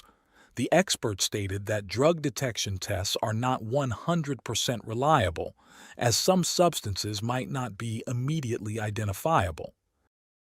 He asserted that while the report clearly indicated the presence of THC, the main psychoactive component of cannabis, there was a significant possibility the weed had been laced with something else. This was even more probable if Chad had purchased it from an illegal vendor, who might add other substances to enhance effects and reduce costs, despite recreational marijuana being legal in California at that time. Brin's legal team also highlighted that until then, it had been overlooked that Vinny, Chad's roommate, had smoked the same substance earlier and also experienced hallucinations. Based on this, Brin's defense portrayed her as an innocent woman with little experience in substance use, who couldn't have known what she was smoking when coerced into it. This was corroborated by testimonies from her acquaintances. Old friends from high school testified that she was never interested in drugs, which was why she had cut ties with some people. A 33-year-old woman named Amy Carrowick, who met Brin in 2007, mentioned they bonded over shared interests in high school. She noted that while Brin played basketball, she played softball, and they both enjoyed activities typically unpopular among girls like camping and hiking. Brin first smoked marijuana in 2014 when she started dating a man named Kevin, with whom she had a 3-year relationship. The couple took a joint to a mountain campsite in Washington and decided after smoking that it wasn't for them. Kevin, a personal trainer and ex-Marine, believed Chad could have coerced her into smoking that night. He explained that they broke up in 2017 when Brin moved to California, but described her as carefree, charismatic, and pleasant. It was logical for the defense attorneys to base their strategy on these arguments, as California's penal code stipulates that individuals under the influence of drugs or alcohol are fully responsible for their actions unless they were forced or deceived into intoxication. Despite their efforts, the jury ultimately rejected this argument. The statement Brin had given to the police while still hospitalized became the primary issue facing the prosecutor and the defense. The accused had initially provided a written statement confessing that she had voluntarily taken the second hit from Chad's pipe. She claimed this document had been concealed from the prosecution for a time. Moreover, in one of the hearings, the prosecutor unveiled new evidence that could potentially turn the trial around. She portrayed Brin in a starkly different light than the defense did, supporting her argument with a series of text messages exchanged in 2018 between Brin and several friends. In these communications, Brin referenced getting so drunk that she had to miss work the next day and mentioned consuming cannabis-infused foods. This served as a basis for the prosecutor to question not only Brin's original statement, but also all her testimonies. The prosecutor emphasized that Brin had not mentioned to investigators or doctors that she had been pressured or intimidated during most of her interviews. Brin responded to both allegations. She explained that she tended to exaggerate her experiences when talking to friends, but had never been so drunk as to black out or miss work due to a hangover. She added that she had only been late to work once after a night out drinking. Regarding the interrogations, Brin stated she hadn't shared all the information with the police in each interview because she assumed the detectives already knew everything after repeating the same answers multiple times. To counter the prosecution's claims, the defense hired mental health experts who determined that Brin had not suffered from any mental illness, problems, or violent tendencies before the attack, suggesting that a marijuana-induced psychotic episode was the only explanation for her actions.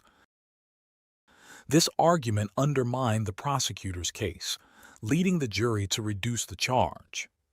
On December 1, 2023, after 4 hours of deliberation, Brin was found guilty of involuntary manslaughter instead of the initial charge of murder. The verdict was a shock to the victim's family and friends. On January 22, 2024, the day before the sentencing hearing, they gathered in front of the county government building, demanding a sentence fitting the severity of Brynn's crimes. On January 23, 2024, the courtroom was filled with spectators, journalists, and family members. The room was so crowded that staff had to place people in the jury box and even had some standing in the aisle. Amid sobs, Brynn took the stand one last time to apologize to Chad's family, especially his father, who had endured the ordeal without the support of Chad's mother. However, the most emotional moment of the hearing came when Chad's paternal grandmother read a statement she had written. The elderly woman addressed Brynn, expressing forgiveness for what she had done, adding that if she couldn't forgive her, God wouldn't forgive her either. After nearly 6 years of waiting, the judge sentenced Brynn to 2 years of probation instead of the 5 years in prison she faced after being found guilty in December 2023. As part of her punishment, she was required to complete 100 hours of community service to raise awareness about cannabis-induced psychosis. She was warned that violating the terms of her probation could result in imprisonment. Following the verdict, Sean criticized the judge for what he perceived as a biased decision influenced by the defendant's gender and race.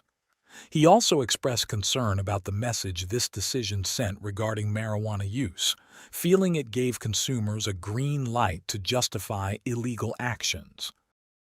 Lastly, he suggested that Brynn should be hospitalized for psychiatric evaluation to study her brain's unique chemistry, believing that the drug alone wasn't the sole cause of the alleged psychotic episode and hoping an investigation might clarify it.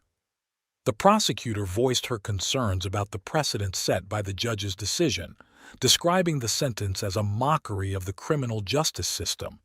She considered this case, marked as involuntary manslaughter, one of the most atrocious and violent cases in her 29-year career seeking justice. The tragic end of Chad and the lenient sentence given to Brynn sparked a debate on recreational cannabis use.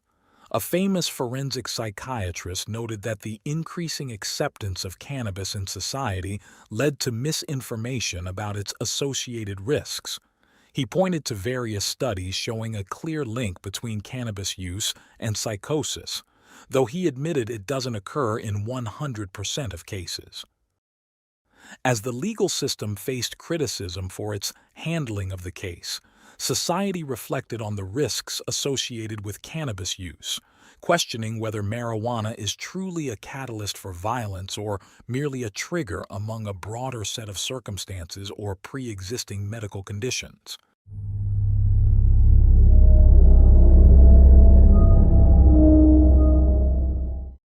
Thanks for tuning in to Unreal True Crime. If you're intrigued by mysteries from around the world, check out our new channel, Latin Crimes, where we dive into the gripping true crime stories of Latin America. Don't miss out. Subscribe now for more thrilling investigations.